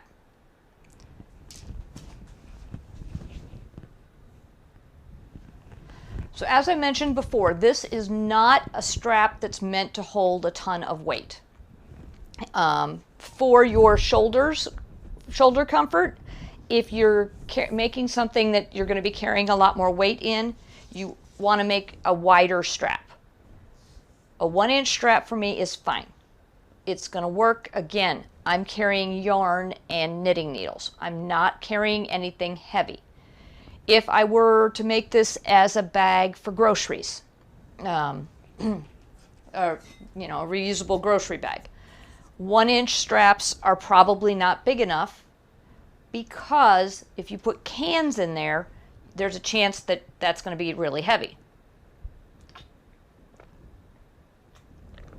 So you want to consider what you're using the bag for, and that sort of thing. Now, as I was doing this, I noticed there is a hole in the bottom corner here.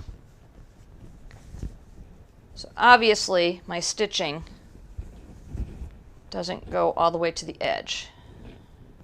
No, it does not. So I am going to take this piece back to the sewing machine and stitch up this corner, because it's almost to the edge, but not quite. So I need to make sure that that's done. Let's go back to the sewing machine here.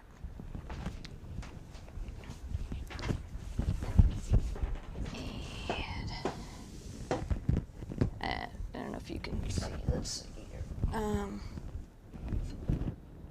The seam, I started it down too low. I need to go all the way to the edge. So I'm just going to stitch over it and to the edge.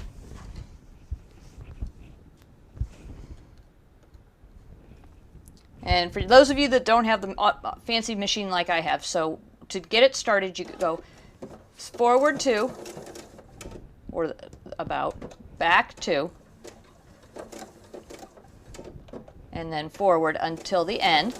And when you get to the end,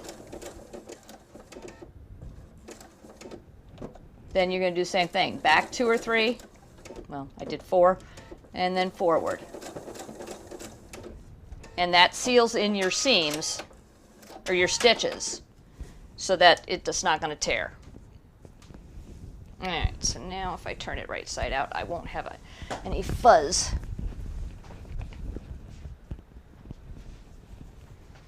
Sorry, I got sidetracked. As I was sitting there looking at it, I could see batting, and I was like, I shouldn't be able to see batting in the corner, so now I can't. Now I'm happy. Okay, so now I have a thread problem. Well, I have 2 problems. One,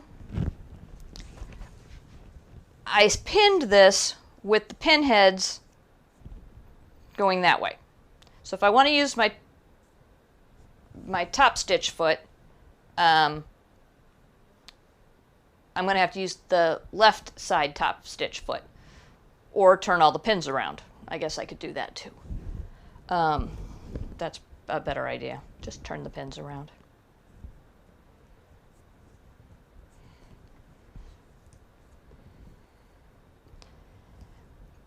while I'm doing this, let's talk about the fact that I also have different thread on the top and the bottom, and my cute thread is on the top, and the boring off-white thread is on the bobbin. When I stitch this, I need to stitch with the folded edge on the top, because that way I can line up the thread and the needle and make sure that it's stitching like it's supposed to. So we're going to do a top stitch, and a top stitch sits right along the edge of the fabric. So all the pretty stitches, or the pretty thread, is going to be on the side with the fold. Do I switch out my thread? Do I use the folded side as the top of my strap? Or do I just not care? I think what I am going to do in this instance is use the top, or the folded edge of the fabric, as the top. So let's get these pins all turned around first.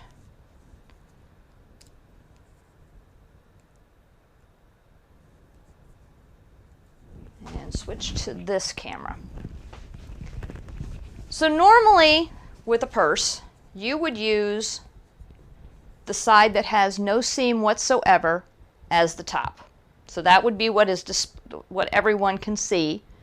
And this side, the side with the seam on it, would be the side that would sit on your shoulder. I tapped my shoulder and you can't see my hands. Oh, hi, Talia. I have a kitty cat that just arrived. So I'm thinking, since I have to stitch on this side so that I can get the top stitch done correctly, I'm just going to leave the thread as it is and use this as the top of my strap. I don't know what Talia did, but she's running around like she did something wrong.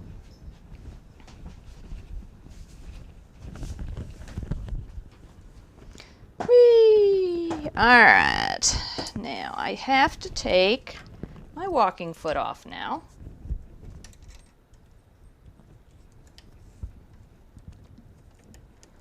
Because I need my regular ankle back on. Where's my top stitch foot? I know it's here somewhere.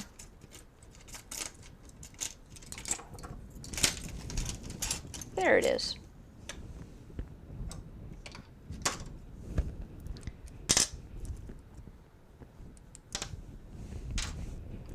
So this foot has,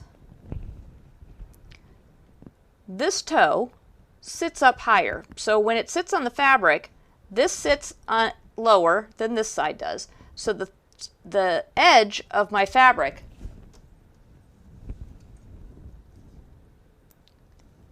is going to go right along that toe. And I'm going to get a perfect stitch right on the side of that fold. That's my goal in life right now.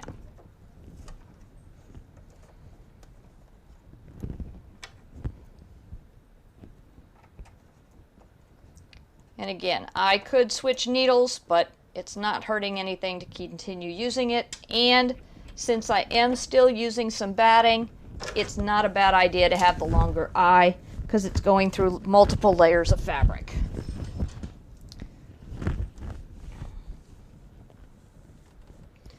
So here we go. Oops.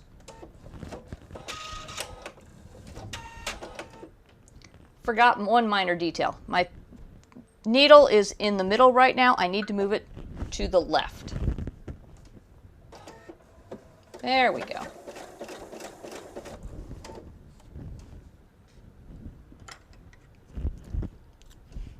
I am pulling out my stiletto to keep the edges down. If you don't have one of these little gadgets, don't panic. Use chopsticks from an Asian restaurant. Works just as well.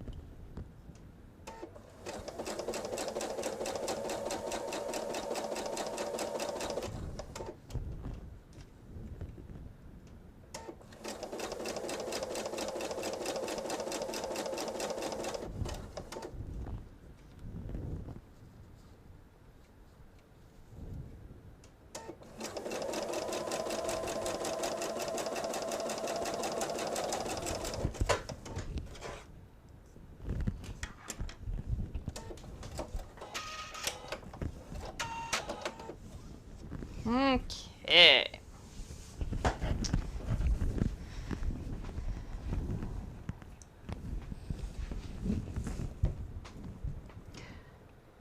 So now you can see what I was talking about. We stitched right along the edge of the fold, and this whole strip is sealed in. So we have batting and the different layers of fabric, and then the pretty thread, because I've got that variegated thread on there. And it's a strap. And now I'm thinking, I don't think I need two straps, or two long straps. I don't think I need to hang it over my shoulder, because when I go there, I'll probably already have my purse, or I won't, or whatever, but I may just want to carry it by a handle, instead of a strap, just a handbag. So I'm going to make the straps smaller, and I'm only going to use the one strip. And I guess I should have talked about this. Using the 2.5 inch jelly roll strips worked for me, because like I said, I just want a small strap to carry it by. I don't need anything big and heavy. If you were using a 2-inch piece, if you wanted the finished size to be 2 inches, you were going to be using a 2-inch strip of batting, and you're going to need enough fabric to fold over the batting halfway and fold over the batting the other halfway plus 1/4 inch. So if you wanted a finished 2-inch strip, you would need 2, 3, 4, about 4.25 inches. 4.5 wouldn't hurt. A little bit extra isn't gonna kill you, because this is 1, a 1/2 inch, and a 1/2 inch. That's 2, plus the 1/4 inch that I folded over, which would be 2.25, and these are actually 2.5 inch strips. So there's an extra 1/4 inch in there also for mine also. So that's how you're going to figure out your strip size for your straps. And again, I'm going to just go with the one, throw that off to the side, and let's see, how long do I want them to be? Do I have a bag in here? Ooh, kind of. Let's look. I'm going to walk in front of the camera. Forgive me.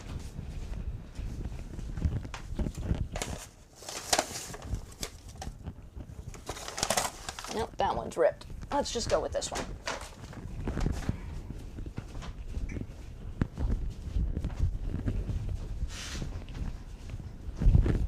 So this isn't a sewn bag. This is just a paper bag that has some knitting stuff in it. All right. But it has a couple of straps, a couple of handles. So this is what I'm talking about, just a handle. I'm not going to put it on my shoulder. You know, that's not going to work. I just need something to carry the project in to the building with. So this works. Let's see here. I go here and around and around and around. It's 9 inches. 9 inches. So if I want something a little bit wider, I think I'm going to go with 2 12-inch handles.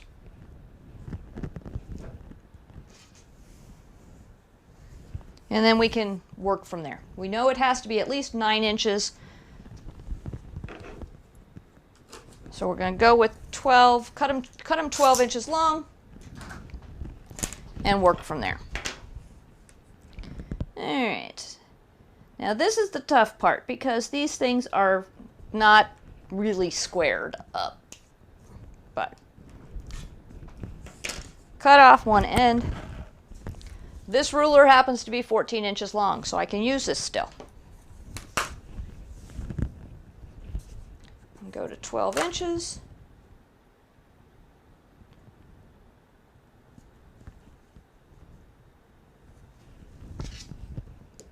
And cut. And 12 inches.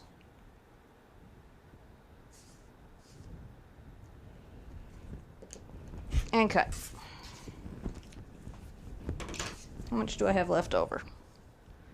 Looks like I have another 17 inches left. So you can imagine that even with one strip, you can make a decent size handles if you wanted to. I need my pins back.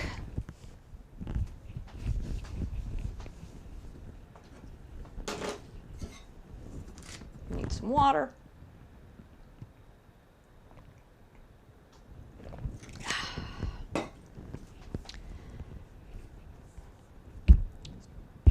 There's a fly flying around. It's driving me crazy. So this is my right side. I am going to put right side down against the bag. And you want to figure out where you want to be. So I know that those two, I'm going to go right about there, I think. Pin. And remember, right side of the handle facing down, because this is going to come up and go around.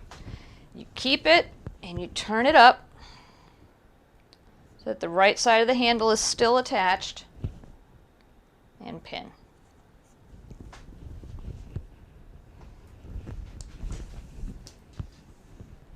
So here we go. This is the wrong side of the handle because it's got the tan thread. This is the right side because it's got the pretty colored thread. So wrong side down, keeping it straight all the way around, wrong side down. Or right side down. And I did halfway. And you can put these as close as you want or as far apart as you want. Right side down, flip it around,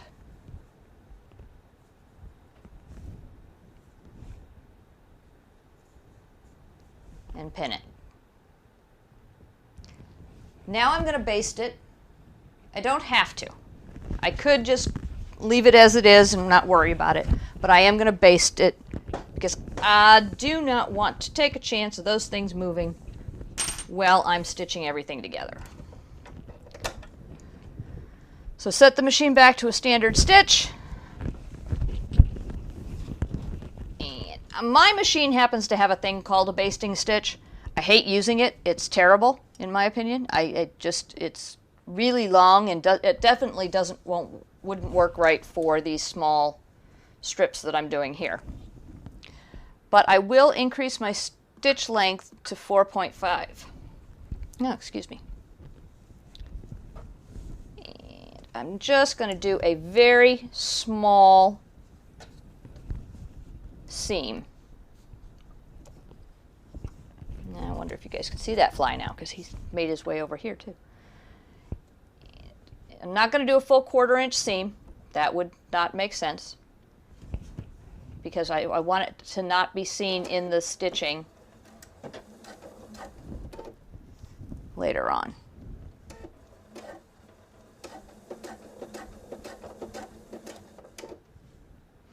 And now I am going to, it's there. Oh, it didn't stitch. Well, that's a problem.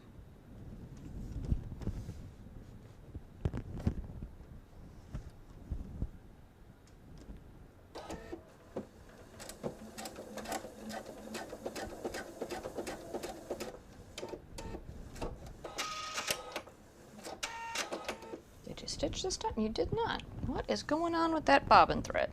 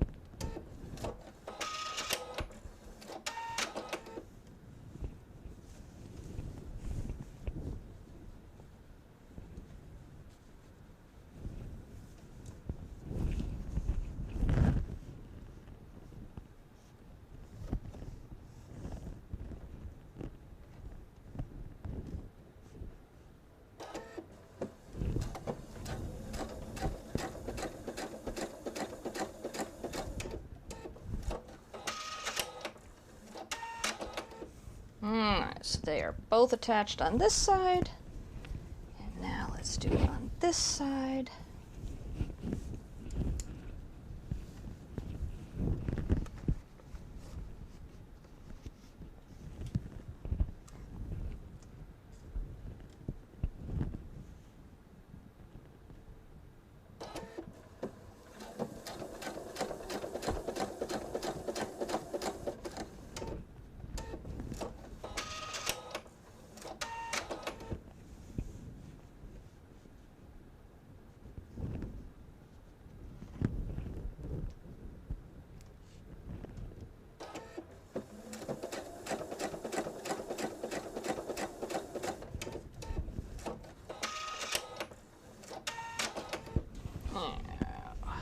There we are.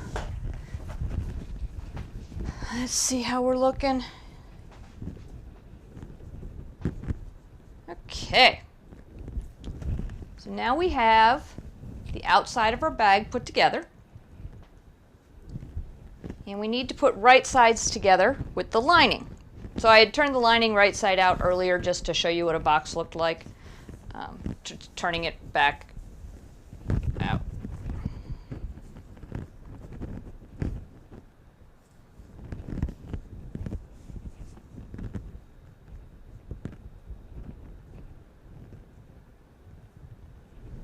I'll take the outs of the pretty bag and go this way. And something I forgot to do, and I'm just going to do it differently, is typically I leave an area of the seam, side seam open, so that I can turn the bag there. I did not do that, so I'm going to just do part of it at the top, which I'm all right with because I'm going to be doing a top stitch on it anyway. So I'm okay with leaving some of the top open. I just have to remember to do it because normally I don't. So I'm going to match up the side seam with the side seam.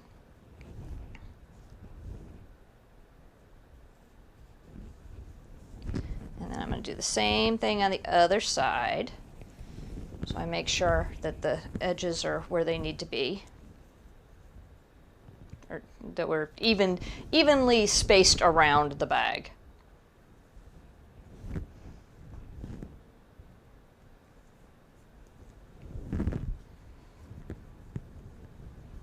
And then kind of wiggle it around until you get the middle.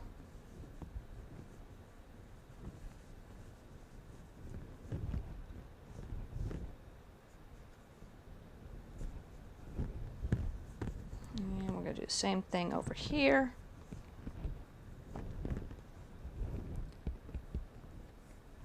And I am going to leave this section open for flipping. To make sure that I remember that's what I'm doing, I am going to put a clip here.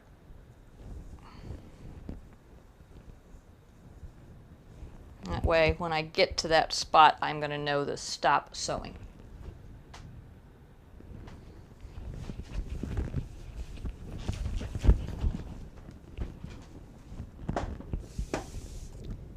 And now I have to clean up some of my mess. Let's get this. I have a bunch of stuff under my table that I use all the time. Let's get that out of the way. We're going to move the table.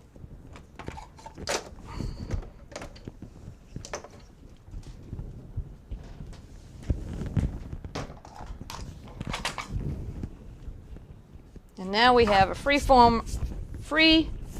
arm, so I have room to stitch.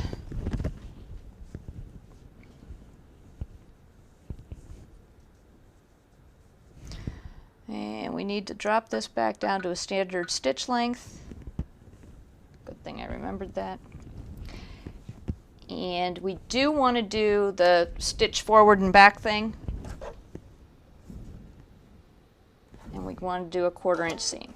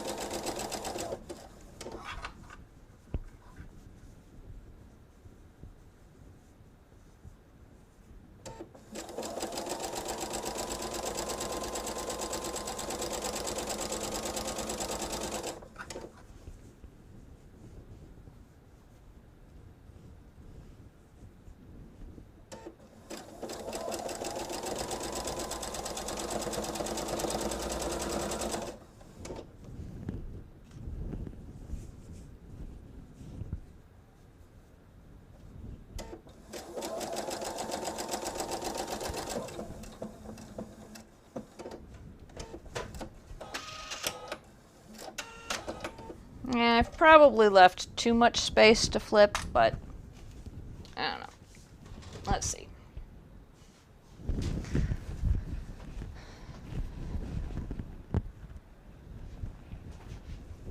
Let's see.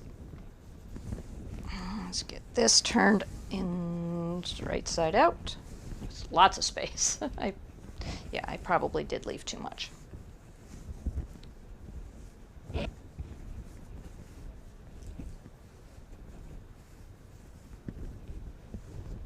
Okay, turn the bag, or the lining, right side out.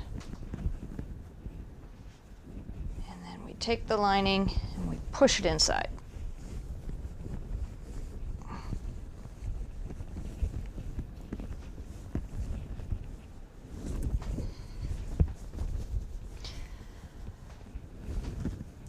So dependent upon what you're going to use this for, again, mine is a very simple craft bag. Its purpose is to carry crafts in it. You may need to tack the lining on the inside to the bottom of the bag. I've never done that. I know there are people that do it. I've just never taken the time to do it. And so I'm not certain if they always do it by hand or if they have another method to use to get it that way.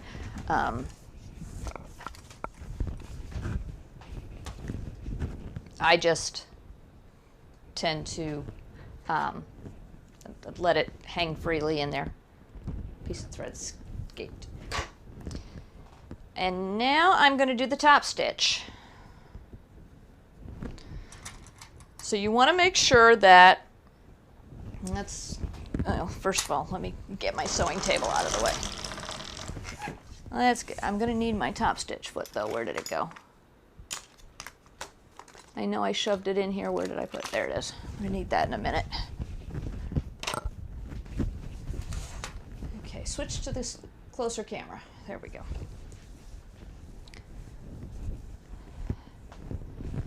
So right now, this is what my edge looks like.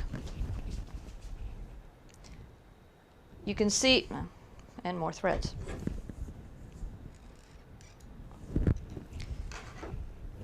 You can see the lining fabric from the front of the bag.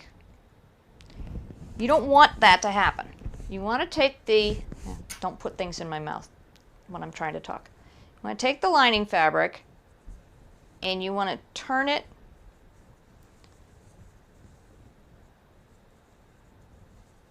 so that the lining fabric is just barely not visible.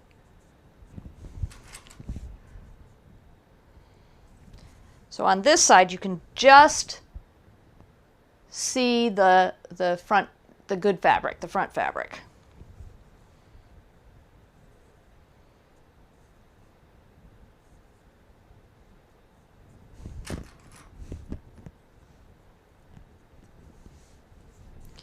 And you want to make sure your handle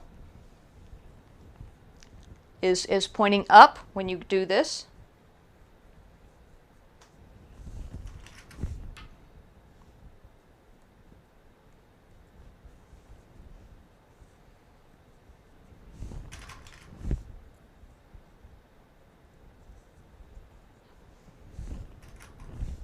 And I've mentioned before that I used to be a pinaholic. I put pins on everything. This is an example showing you that I'm still that way on some things.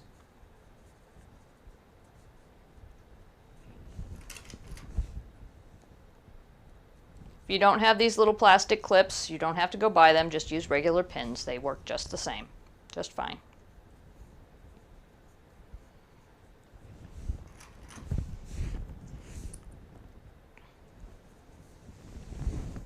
All right, I think you've got the idea. Standing over there in that area just is confining. It's difficult to work in. That camera. All right, that's just.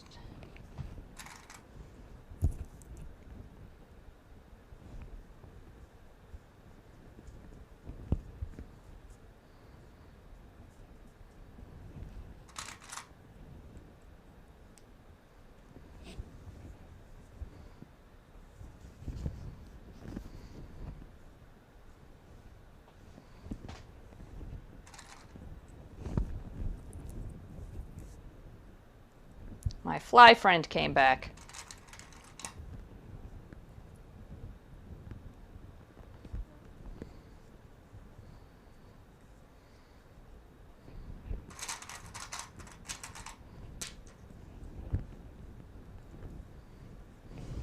Alright, so now I have gotten to the section that I did not stitch. Let me get this edge turned under. And now I need to, dang it, silly fly, go away.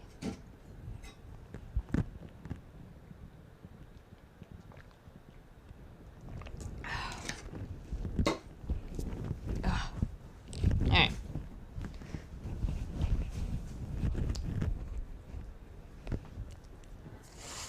Now I need to turn under by 1/4 of an inch my fabrics.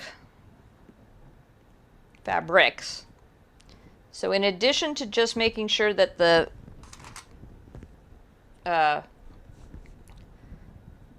lining doesn't show, I also have to fold things under.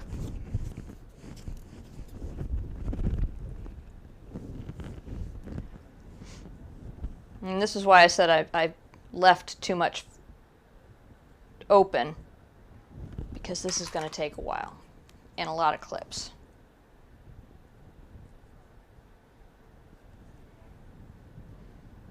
The lining fabric isn't as challenging as the good fabric, because the good fabric, the outside fabric, whatever you want to call it, has batting on it. And batting is a nuisance to fold.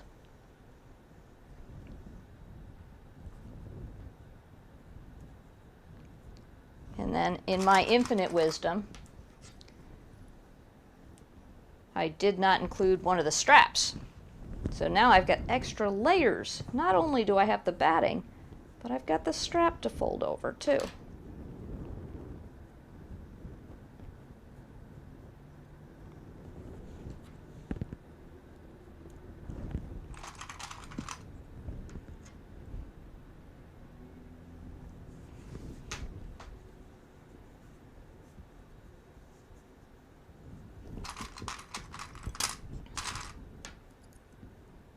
Oh golly, and just to make things fun and interesting, it looks like I have more top fabric than I have lining fabric.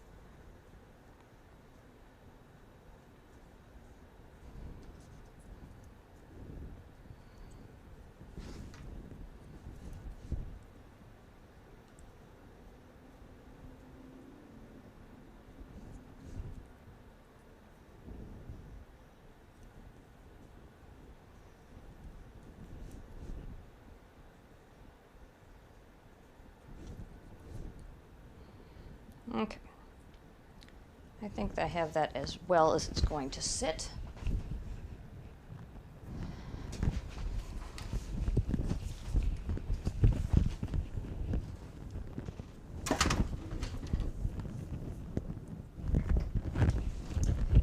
We are putting back on the top stitch foot.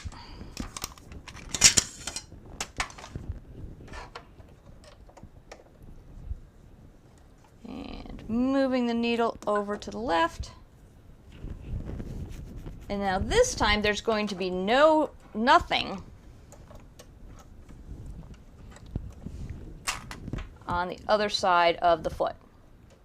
So this is going to run along the side of the fabric. And I am going to fix it. And the fly followed me.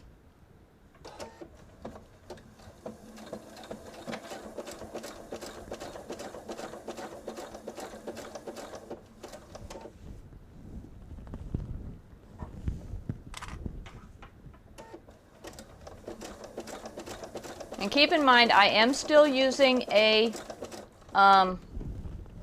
quilting needle, and I'm fine with that. Again, we've got lots of layers to go through. That long eye helps. Remember at this point to keep the strap sticking up. If you put the strap down here, it's going to get all twisted and turned, and that's not what you want.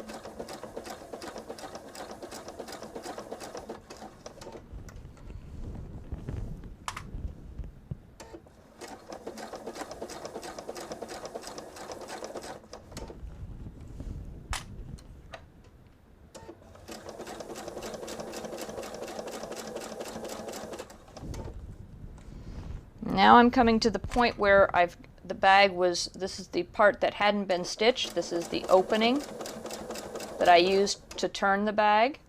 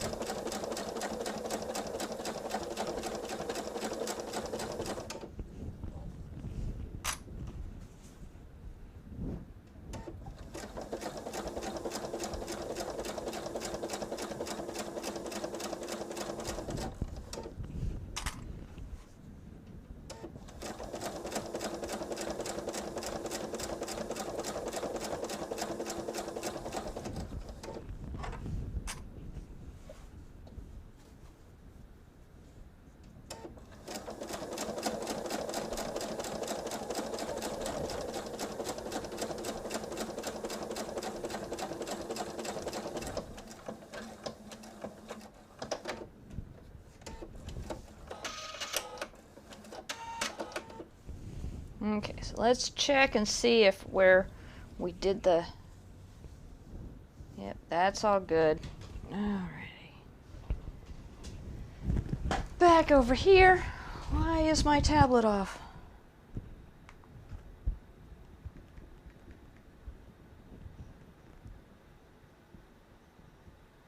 Oh, good. Scared me. There we go. There we go. There you go. Tablet had timed out, I guess. I don't know. Doesn't do that normally when I'm filming, but hey, what do I know? Technology does what it wants when it wants. Trim the threads.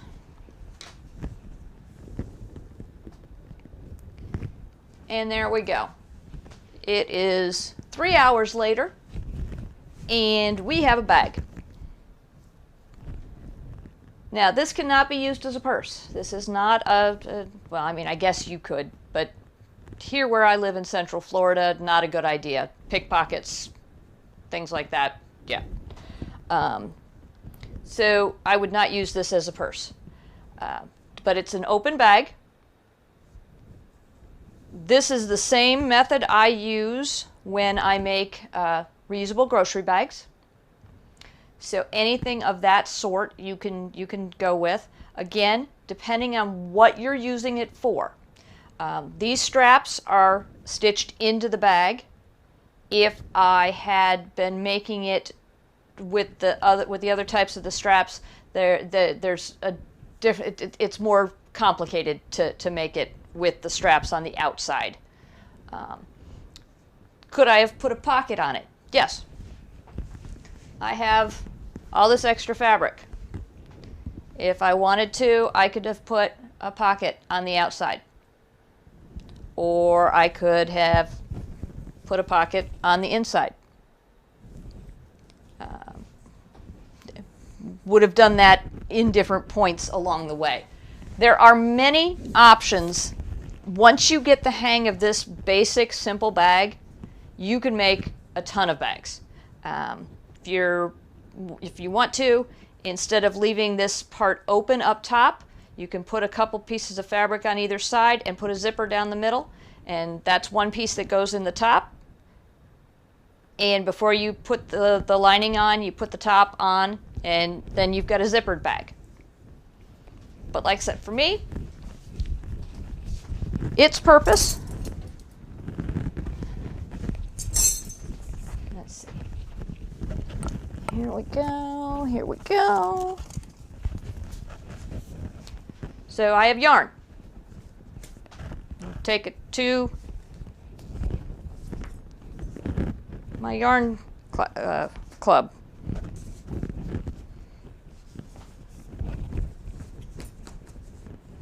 I have needles.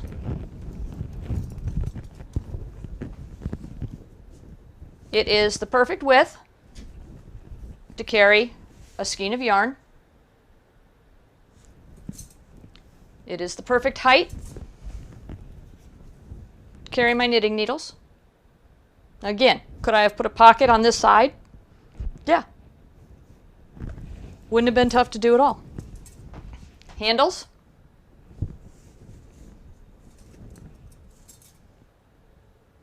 And I'm good to go. So, I am Carol, Crafty Grandma, and this has been a video on how to create a bag of your own size choosings. And we will see you again next time. Next live video. Let's see, where did it go?